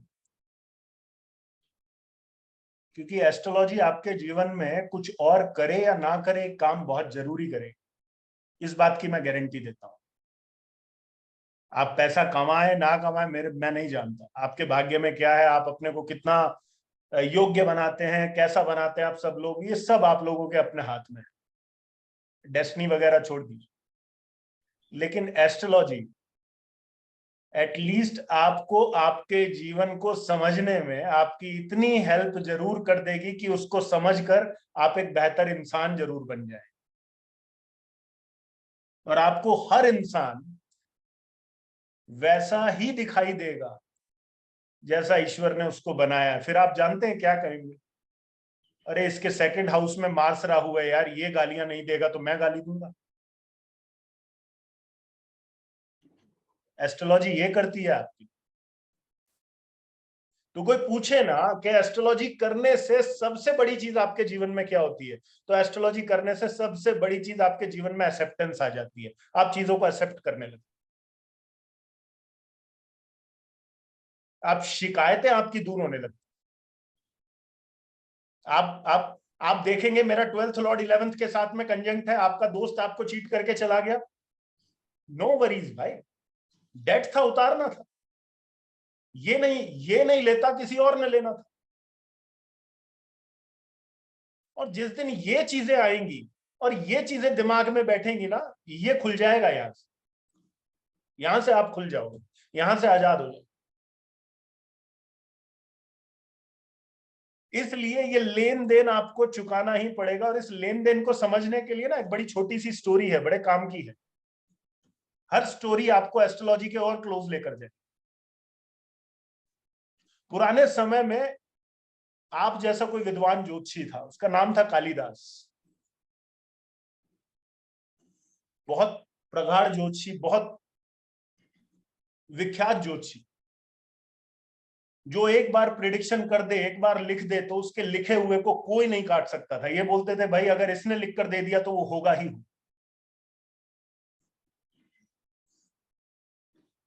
वाइफ कंसीव करती है, तो ज्योतिष में एक टेक्निक होती है जिसमें आप कंसीव होने के समय की कुंडली बनाकर भी प्रिडिक्शन दे सकते हैं। ध्यान रखिएगा इस बात को, बड़ा इंपॉर्टेंट पॉइंट। लेकिन अभी आप वहां पर नहीं जाएंगे, बिकॉज ये थोड़ा सा एक लेटर स्टेज है कि जब बच्चा कंसीव होता है उस समय भी एक कुंडली बनती है, उसको अदना कुंडली बोलते हैं। तो वो उस चीज में माहिर था, उसने कुंडली बनाई और उसने कुंडली बनाकर वो खूब रोया उस कुंडली को, बहुत रोया। क्यों? क्योंकि ये बच्चा इस कालिदास से अपने पिछले जन्म के कुछ पैसे लेने आया था। कालिदास ने इससे कुछ पैसे लिए थे, ये लेने आया है। और वो रोया कि जिस दिन मैं इस बच्चे पर अपने वो पैसे पूरे कर दूंगा, ये बच्चा इस दुनिया को अलविदा कह देगा। लेकिन वो उसको करना था, क्योंकि बच्चे का पालन पोषण वो नहीं करेगा तो कौन करेगा? वो उसका पालन पोषण करता है जिस दिन वो उसका हिसाब किताब पूरा होता है, जिस दिन वो पैसे वो लगा देता है उस बच्चे पे, वो बच्चा ये दुनिया छोड़ जाता है। दोनों हस्बैंड और वाइफ बहुत दुखी होते हैं कि भाई ये क्या हुआ हमारे साथ। चलो कोई नहीं, क्या पता भगवान इस बार कुछ और चमत्कार हमारे साथ में करे। वो फिर वाइफ उसकी कंसीव करती, फिर दोबारा से वो कुंडली बनाता है, और इस बार कुंडली बनाकर वो और भी ज्यादा रोता है, क्योंकि इस बार वो बच्चा इससे लेने नहीं आया था, इसको देने आया था। क्योंकि पिछले जन्म में इस बच्चे ने कालिदास से कुछ लिया। अब एक बच्चा अपने बाप को धन कैसे रिटर्न करेगा? तब तक तो नहीं कर पाएगा जब तक वो कुछ सीख नहीं जाता, कुछ कमाने नहीं लग जाता।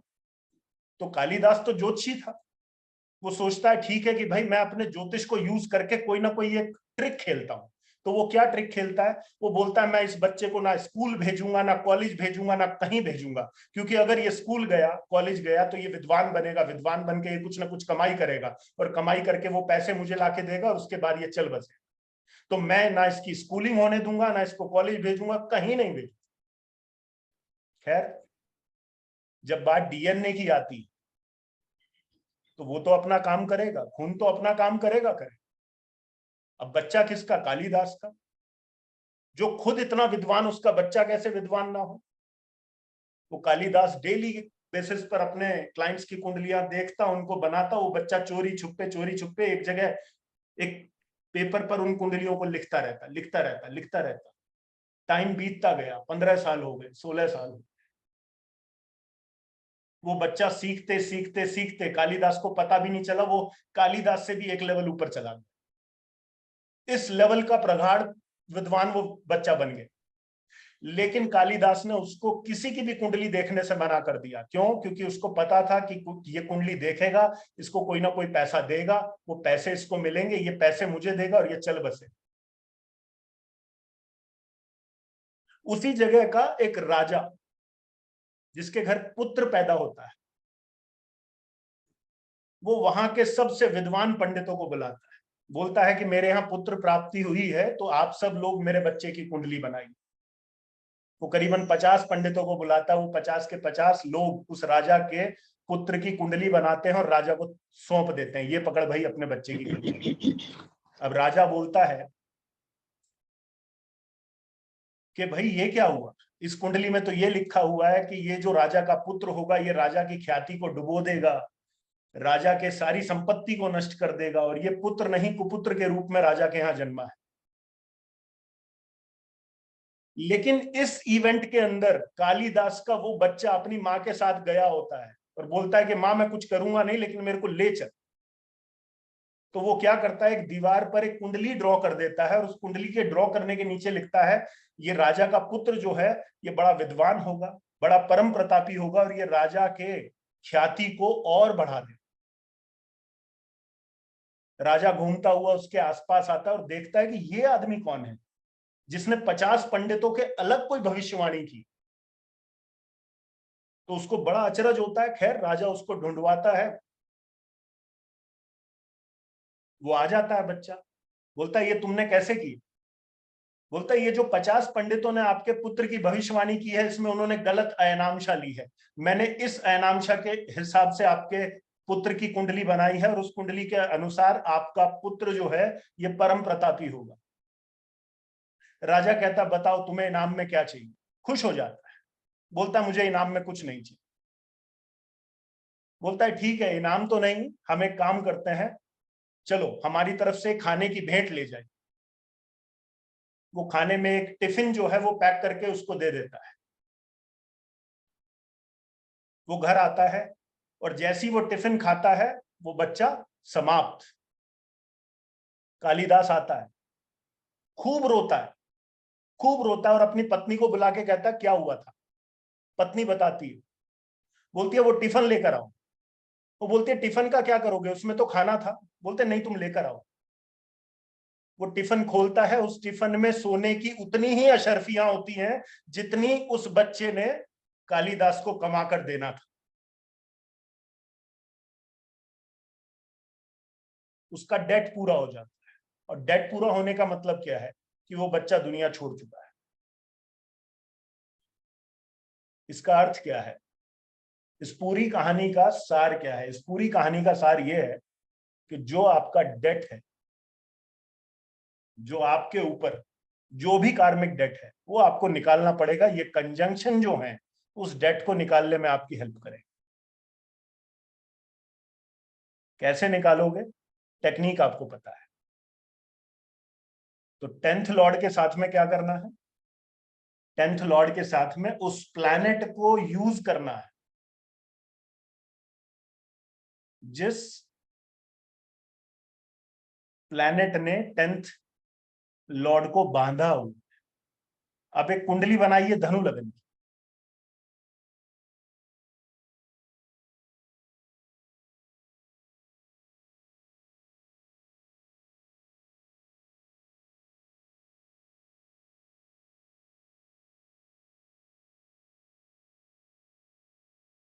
मरकरी वीनस को 7th हाउस में लिख।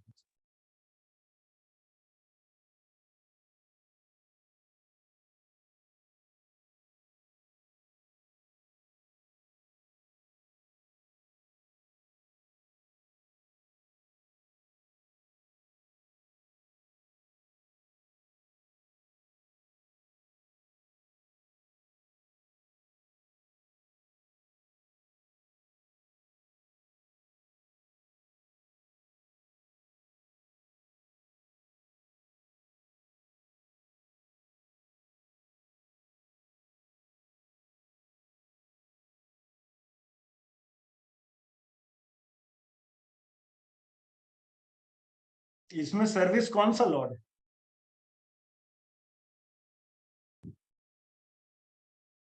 वीनस।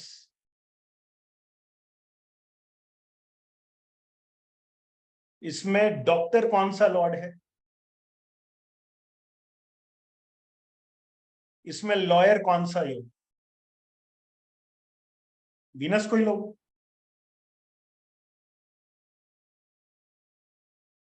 डॉक्टर या लॉयर बन सकता है, यस या नो?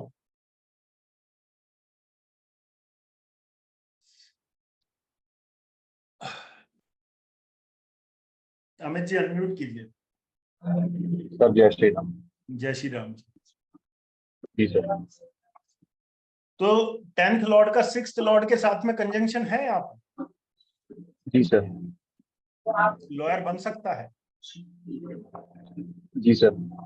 ठीक है, ये बात तो क्लियर है कि 10th लॉर्ड का 6th लॉर्ड के साथ में कनेक्शन है, लॉयर बन सकता है। कौन से घर में है? 7th house. कंक्लूड क्या करें इस चीज?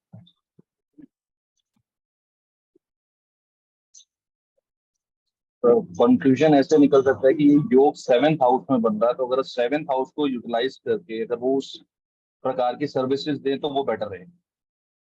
अगर मैं बोलूं कि चाहे ये डॉक्टर हो चाहे लॉयर हो, ये अगर अपनी प्राइवेट प्रैक्टिस करे तो इसके लिए ज्यादा अच्छा है, तो क्या बोलेंगे? तो 7th हाउस प्रॉपर यूटिलाइज हो जाएगा, उनका एक तरह से इंडिविजुअल व्यापार जिसको सर्विस के रूप में लोगों को प्रेजेंट करेंगे वो बेटर है। चलो जी, बहुत बढ़िया।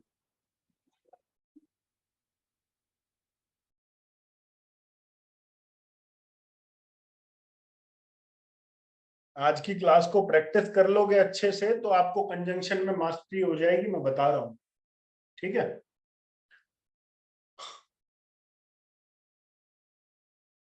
चलो। यहां कार्मिक डेट क्या बनेगा सर? यहां कार्मिक डेट क्या बनेगा? बड़ा अच्छा क्वेश्चन किया है, कार्मिक डेट क्या बनेगा?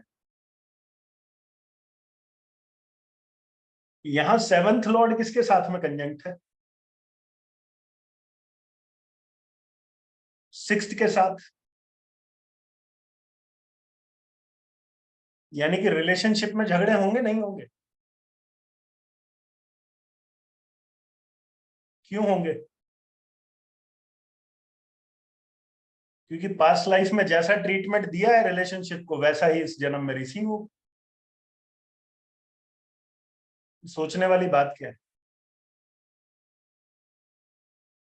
और अगर ऐसे में वाइफ से झगड़ा नहीं चाहिए तो कैसी वाइफ सेलेक्ट करनी होगी?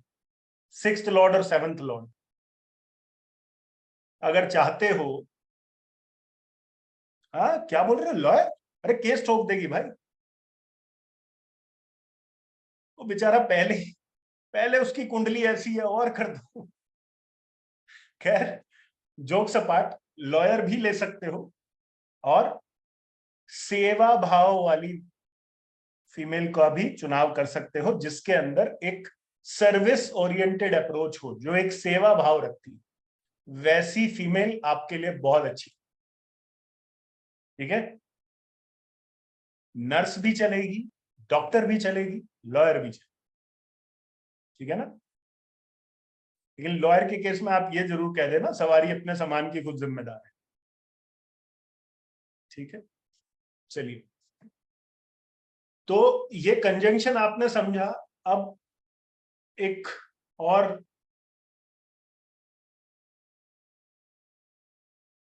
कंजंक्शन को लिखिए।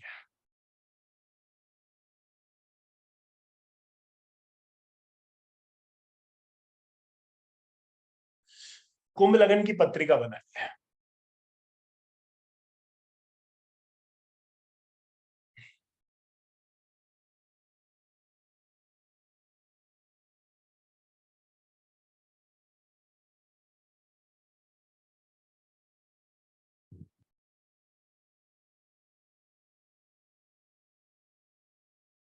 अभी आप बड़े अच्छे अच्छे कंजंक्शंस कर रहे हैं, क्योंकि अभी मैं आपको नेगेटिव कंजंक्शंस पर नहीं लेकर जा रहा। जब नेगेटिव कंजंक्शंस आएंगे तो थोड़ा सा प्रॉब्लम होगी, क्योंकि ये समझ लीजिए वहां डेट जो है वो छोटा मोटा नहीं है, बहुत बड़ा है ना? तो उसको बाद में करेंगे।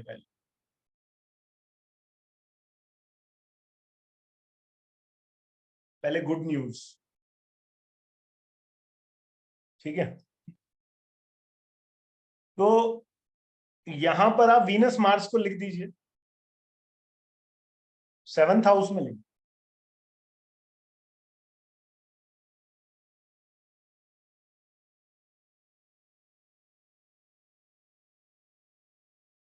एक और पत्रिका बनाइए, सिंहलग्न की बनाइए।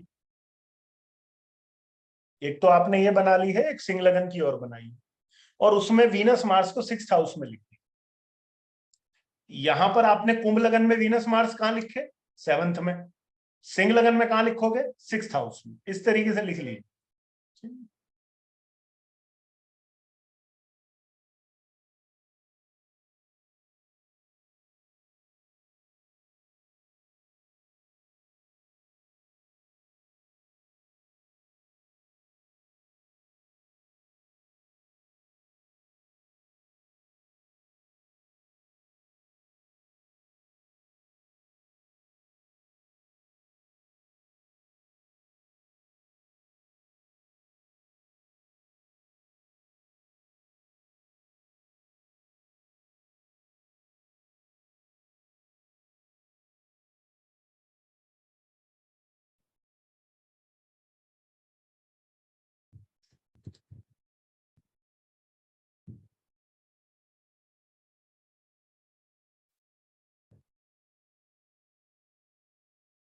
ठीक है जी, तो अब पहले कुंभ लगन वाले को स्टडी करते हैं। कुंभ लगन वाला टीचिंग का काम कर सकता है या नहीं? बिल्कुल कर सकता है। सिंह लगन वाला टीचिंग का काम कर सकता है क्या?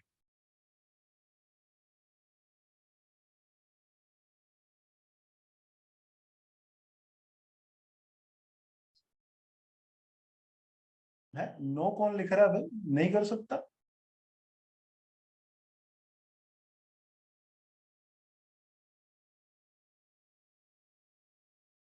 क्यों भाई, इसने ऐसा क्या कर दिया ये नहीं कर सकता?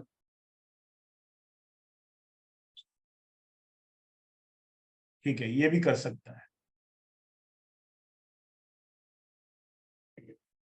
ज्योतिष बदलता कहां पर है? ज्योतिष वहां बदलता है जहां पर किसी व्यक्ति को ईश्वर कोई प्लेटफॉर्म देता है और किसी व्यक्ति को कोई देता है। अब देखिए कमाल की बात, ये दोनों इंटेलिजेंट हो सकते हैं, दोनों पढ़ाने के अंदर प्रगाढ़ हो सकते हैं, लेकिन उसके बावजूद एक अपने काम को करके, यानी कि प्राइवेट एक बिजनेस के रूप में टीचिंग को करके सक्सेस हो पाएगा, और वही दूसरी तरफ एक व्यक्ति जो है एक जॉब के अंदर जो है वो बहुत अच्छा राइज जो है वो ले।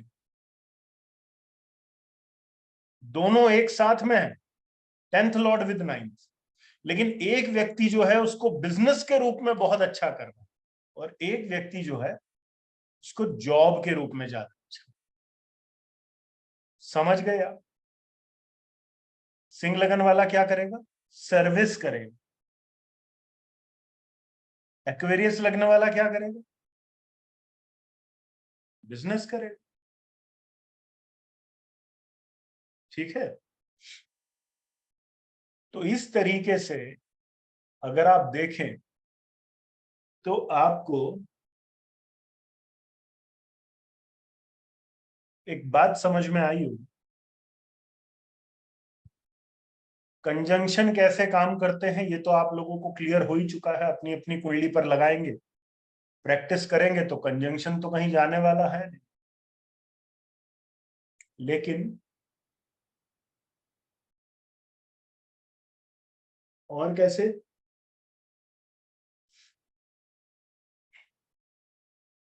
जिस हाउस के अंदर कंजंक्शन बन रहा है उस हाउस को आप कैसे यूज करेंगे ये भी इंपॉर्टेंट है। एक्सेस याद है या नहीं? एक्सेस,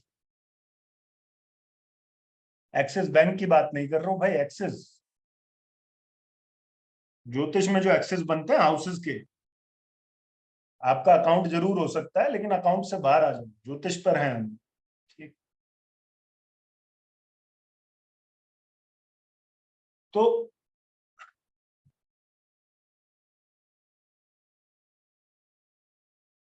ये कंजंक्शन है।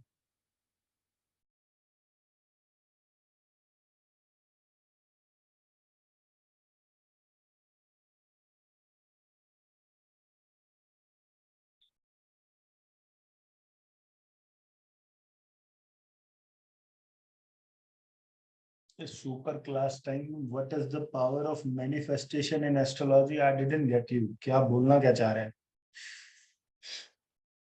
410 एक्सेस को कैसे यूज करें? 410 एक्सेस को कैसे यूज करें? आप एक काम कीजिए, आप लोगों ने जो अभी अभी कुंडली बनाई थी एक्वेरियस लगन की, उसमें वीनस मार्स को 4th हाउस में लिख दीजिए, उसी कुंडली में लिख दीजिए, कोई एक्स्ट्रा बनाने की जरूरत नहीं है।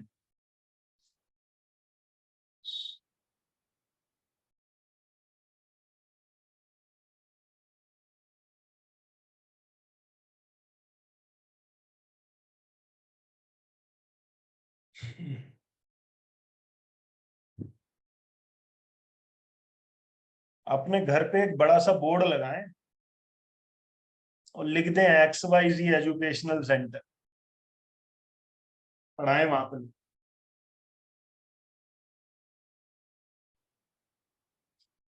सर 11 PM से स्पेशल सीक्रेट्स आप जो बताते हैं उसकी बात कर रहा हूं। ओके, सीक्रेट्स जो मैं बताता हूं।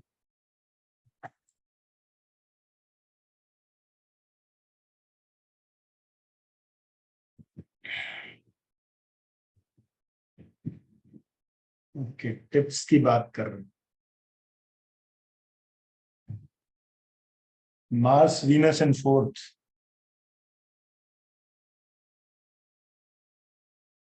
ठीक है,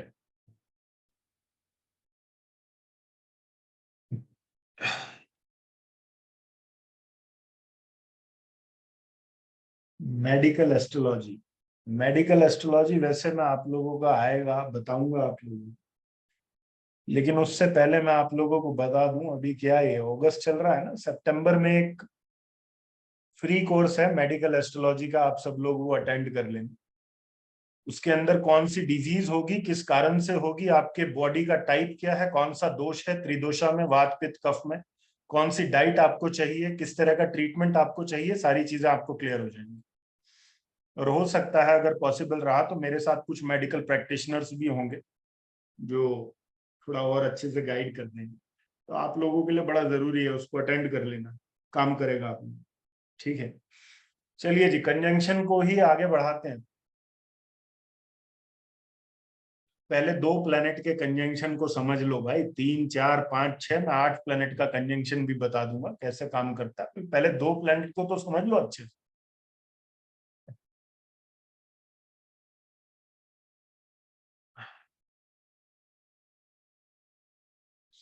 सर कभी कुछ पूछना हो तो, संध्या जी आप पूछ रहे, कुछ पूछना हो तो अपने सबकॉन्शियस में पूछ लीजिए मुझसे, जवाब वहीं मिल जाए। अगर 12th हाउस एक्टिव है तो 2-8 एक्सिस को कैसे यूज करेंगे, 2-8 एक्सिस को कैसे यूज करेंगे। ये कुंभ लगन वाली पत्रिका बनी हुई है आप लोगों के पास में। मार्स वीनस को 8th हाउस में लिख दी,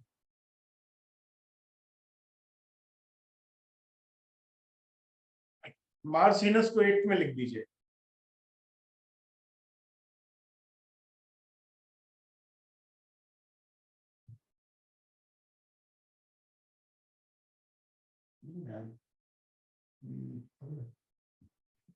आइए ना टिश्यू।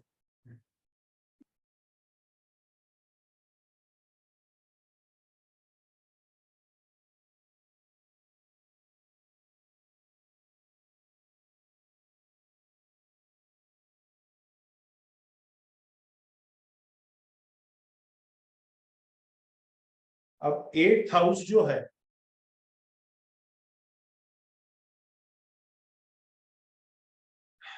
वो ज्योतिष है या नहीं, ये बताइए। है। 8th हाउस इंजीनियरिंग है या नहीं है। 8th हाउस रिसर्च है या नहीं है। ठीक है, इसका मतलब क्या है, 10th Lord conjunct with 9th Lord means आप प्रोफेसर बन सकते हैं, आप टीचर बन सकते हैं, लेकिन ये कॉम्बिनेशन बन कहाँ रहा है, 8th हाउस में बन रहा है। इसका मतलब क्या है कि आप टेक्निकल सब्जेक्ट्स की टीचिंग करेंगे तो ज्यादा अच्छा है, वो टीचिंग रिसर्च बेस्ड होगी और भी अच्छा है, वो टीचिंग एस्ट्रोलॉजी बेस्ड होगी और भी बढ़िया।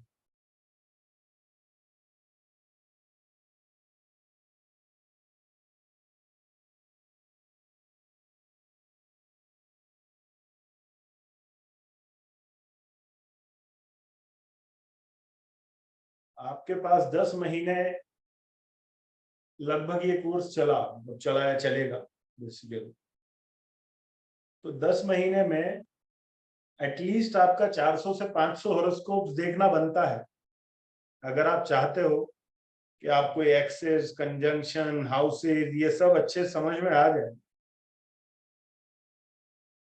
तो ये बड़ा इंपॉर्टेंट है। 8th हाउस को यूटिलाइज कैसे किया जा सकता है कंप्लीटली, लिखिए 8th हाउस को कैसे यूटिलाइज करते हैं।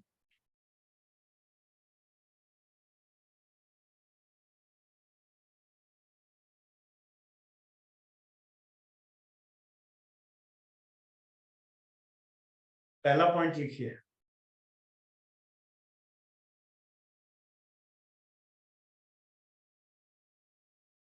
by adding more passion to your life, by adding more passion to your life। अब पैशन का मतलब ये नहीं लाइफ के प्रति पैशन, मतलब पैशन इन द सेंस आप जो काम कर रहे हैं उसको जितना पैशनेटली आप करेंगे 8th हाउस आपका यूटिलाइज हो जाएगा, कुछ नहीं कहेगा। 8th हाउस आप कब अच्छे से यूज कर रहे होंगे उसका एक उदाहरण मैं आपको दे सकता। आप जो कोई भी काम करते हैं, लेट से आप ज्योतिष कर रहे हैं, आप कोई एग्जाम के लिए प्रिपेयर कर रहे हैं, कुछ भी कर रहे हैं, जब लोग आपको आपके काम के प्रति आपको पागल करार दे दे, यार ये आदमी तो पागल है, इसको पता ही नहीं, कुछ करता ही नहीं, कुछ जानता ही नहीं, इसके लिए तो बस यही है सुबह शाम, इसको और किसी चीज की नहीं पड़ी, means you are properly utilizing your 8th। पहला पॉइंट। इसलिए 8th हाउस में मैं ये भी बोल देता हूं कि बिकम एन एक्सट्रीमिस्ट, एक अति करने वाले व्यक्ति बन जाइए, 8th हाउस यूज में आ जाए। आपने देखा होगा, मूवीज वगैरह में देखा होगा, जो लोग रिसर्च करते हैं उनका क्या हाल हुआ रहता है, बाल खड़े रहते हैं, वोट वोट फटे रहते हैं, कुछ पता नहीं होता, शक्ल जो है वो 12 बजे रहते हैं, शक्ल पे बाल कहीं है, हालत कैसी हुई पड़ी है, खाने का पता नहीं है, कब खा रहे हैं, क्या कर रहे हैं, हर चीज ना एक अलग। दूसरा 8th हाउस को कैसे यूज करना है, by maintain secrecy, by maintain secrecy. अब सीक्रेसी मेंटेन करने का मतलब क्या है? अब सीक्रेसी मेंटेन करने का ये मतलब नहीं है कि इसके पीछे आप पॉजेसिव हो जाओ, कि किसी को ये भी मत बताओ कि कोई पूछे हाँ भाई कहाँ जा रहे हो, आप शॉपिंग करने जा रहे हो, नहीं हमें तो सीक्रेसी मेंटेन करनी है, 8th हाउस यूज करना, मैं क्यों बताऊं शॉपिंग करने। That is not secrecy. Secrecy means कि आपके आइडियाज, आपकी एग्जीक्यूशंस जब तक कंप्लीटली सामने नहीं आ जाए तब तक आप किसी के साथ में कुछ भी शेयर मत कीजिए। मान लीजिए आप सब लोग ज्योतिष से जुड़े हुए हैं, हो सकता है आप में से किसी का मन कर जाए कि मैं अपना कुछ ज्योतिष का आर्टिकल पब्लिश करूंगा या करूंगी, मैं ज्योतिष से रिलेटेड कोई बुक लिखूंगा या लिखूंगी। अगर आपका 8th हाउस काम कर रहा है, इट मींस कि अनटिल एंड अनलेस आपकी बुक पब्लिश होकर आपके हाथ में नहीं आ जाती तब तक डिक्लेयर मत कीजिएगा कि मैं बुक रिलीज करने जा रही हूं। ये जा दैट इज 8th हाउस का प्रॉपर यूटिलाइजेशन। तो दूसरा यूटिलाइजेशन क्या हो गया? Maintain secrecy. तीसरा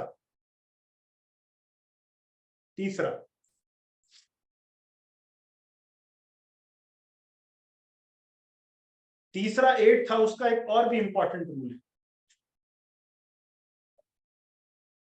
मान लीजिए आप एस्ट्रोलॉजर हैं, आप पढ़ाते हैं, आपको 8th हाउस को यूज करना है। हमेशा ट्रांसफॉर्म करके पढ़ाइए, एक चीज को कभी भी कंटिन्यू मत कीजिए, बदल दीजिए, पूरा स्ट्रक्चर बदल दीजिए, ट्रांसफॉर्म कर दीजिए। और वो ट्रांसफॉर्मेशन प्रॉपर होनी चाहिए, ये नहीं कि बस ट्रांसफॉर्म करना तो कुछ भी बोल दिए, लॉजिकल ट्रांसफॉर्मेशन होनी चाहिए।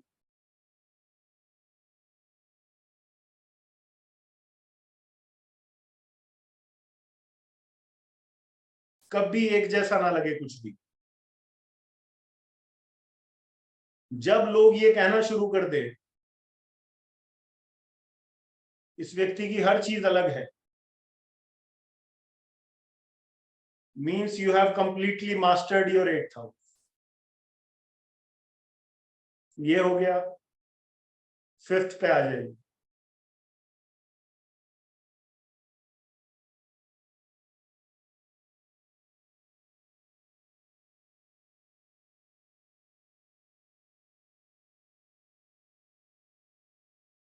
एक बात को समझिएगा, 9th हाउस को हम कल्चर बोलते हैं। लिखिएगा मत इसको लिखिएगा मत, लिखा तो आपको समझ से परे हो जाएगा। 9th हाउस को हम कल्चर समझते। अब कल्चर आता कैसे? जब मैं बच्चा था मेरे माँ बाप ने मुझे बताया, सिखाया, संस्कार दिए, भाई ये बड़े हैं, आपको आपको बड़ों के पांव छूने हैं, ये सामने भगवान जी है, इनको भगवान जी को हाथ जोड़ने हैं, इनको प्रणाम कर। ये कल्चर डाल दिया गया, पुराना चला आ रहा था, एंसेस्टर्स भी कर रहे थे, माँ बाप ने भी किया, मेरे अंदर भी डाल दिया, मैं अपने बच्चों के अंदर डाल दूंगा। ये क्या है? ये 9th हाउस की एक्टिविटी है। क्यों? ये कल्चर टू कल्चर चली आ रही है, एंसेस्टर्स टू एंसेस्टर्स चली आ रही है, राइट? डीएनए के रूप में चली है। लेकिन इसी डीएनए के अंदर कोई एक खुरापाती बच्चा हो सकता है जो ये बोले कि मेरे को पैर छूने में प्रॉब्लम नहीं है, बट मेरे को इसको टेक्निकल लॉजिकली समझना है कि पैर छूने से होता क्या। फिर दूसरे बच्चे को आप लेके बोले भगवान जी के आगे हाथ जोड़ो, बोले सिर्फ हाथ नहीं जोड़ूंगा, लेट भी जाऊंगा, लेकिन ये बताओ जोड़ना क्यों? मतलब क्या है? मतलब ये है कि वो धर्म के विरुद्ध नहीं जा रहा, कल्चर के विरुद्ध नहीं जा रहा है, वो उसकी टेक्निकल एक्सप्लेनेशन चाह रहा है, वो उसकी एक लॉजिकल एक्सप्लेनेशन चाह रहा है, वो उसकी एक इनडेप्थ एनालिसिस करना चाह रहा है। जब आप किसी चीज की इनडेप्थ एनालिसिस को, मान लीजिए मैं आपको पढ़ा रहा हूं, मैं यहां पर आपको पढ़ा रहा हूं, आप में से 2 लोग होंगे, एक 9th हाउस के होंगे, एक 8th हाउस का होगा। 9th हाउस का इमीडिएटली मान लेगा जो सर बोल रहे हैं वो सर्वोपरि है, वो सत्य है, वो इधर से उधर नहीं होगा, जो बोल दिया वो ही है, वो पत्थर की लकीर है। लेकिन आप में से कुछ 8th हाउस के होंगे जो बोलेंगे कि सर सही बोल रहे हैं, गलत बोल रहे हैं, एक ऑल टुगेदर डिफरेंट कंसेप्ट है, लेकिन पहले मैं इसका एनालिसिस करूंगा, पहले मैं इसको सर्च करूंगा, पहले मैं इसको टेस्ट करूंगा। जब इस चीज की टेस्टिंग हो जाएगी, तब टेस्टिंग के बाद मैं इसको एक करार दे दूंगा कि हाँ मुझे जो पढ़ाया गया है वो बिल्कुल ठीक पढ़ाया गया है। इसलिए जितने लोग टेस्टिंग फील्ड में होते हैं, चाहे वो सॉफ्टवेयर टेस्टिंग ही क्यों ना हो, वो 8th हाउस की फील्ड होती है। तो whenever you start testing something, जब आप किसी चीज को टेस्ट करना शुरू कर देते हो, और वो टेस्ट नेगेटिव सेंस में नहीं करना है। नेगेटिव सेंस मतलब एक व्यक्ति होता है जो इग्नोरेंट हो जाता है। इग्नोरेंट मतलब क्या है? कि जो मुझे आता है वो सर्वोपरि है, मैं सब जानता हूं, मुझे जो नॉलेज है वो सबसे बेस्ट है, मेरे पास जो अपने टूल्स हैं, टेक्निक्स हैं, उससे ऊपर कुछ नहीं है। अगर आपने इसको यूज किया, आप 8th हाउस को नेगेटिवली यूज करो। What you have to do is you have to technically test each and everything. और फिर मैं वही बात बोलता हूं कि ज्योतिष में एक बात को याद रखिए कि किसी की दवा किसी के लिए जहर का काम कर सकती है। इसलिए अगर आपकी कुंडली आपके 8th हाउस को यूज करना मांगती है, तभी आप 8th हाउस को यूज कीजिएगा। अगर आपकी कुंडली आपके 9th हाउस से चल रही है, तो जो आपको दिया जा रहा है, जिस रूप में दिया जा रहा है, उसको सेलेक्ट कर लीजिए। ठीक है? क्लियर है?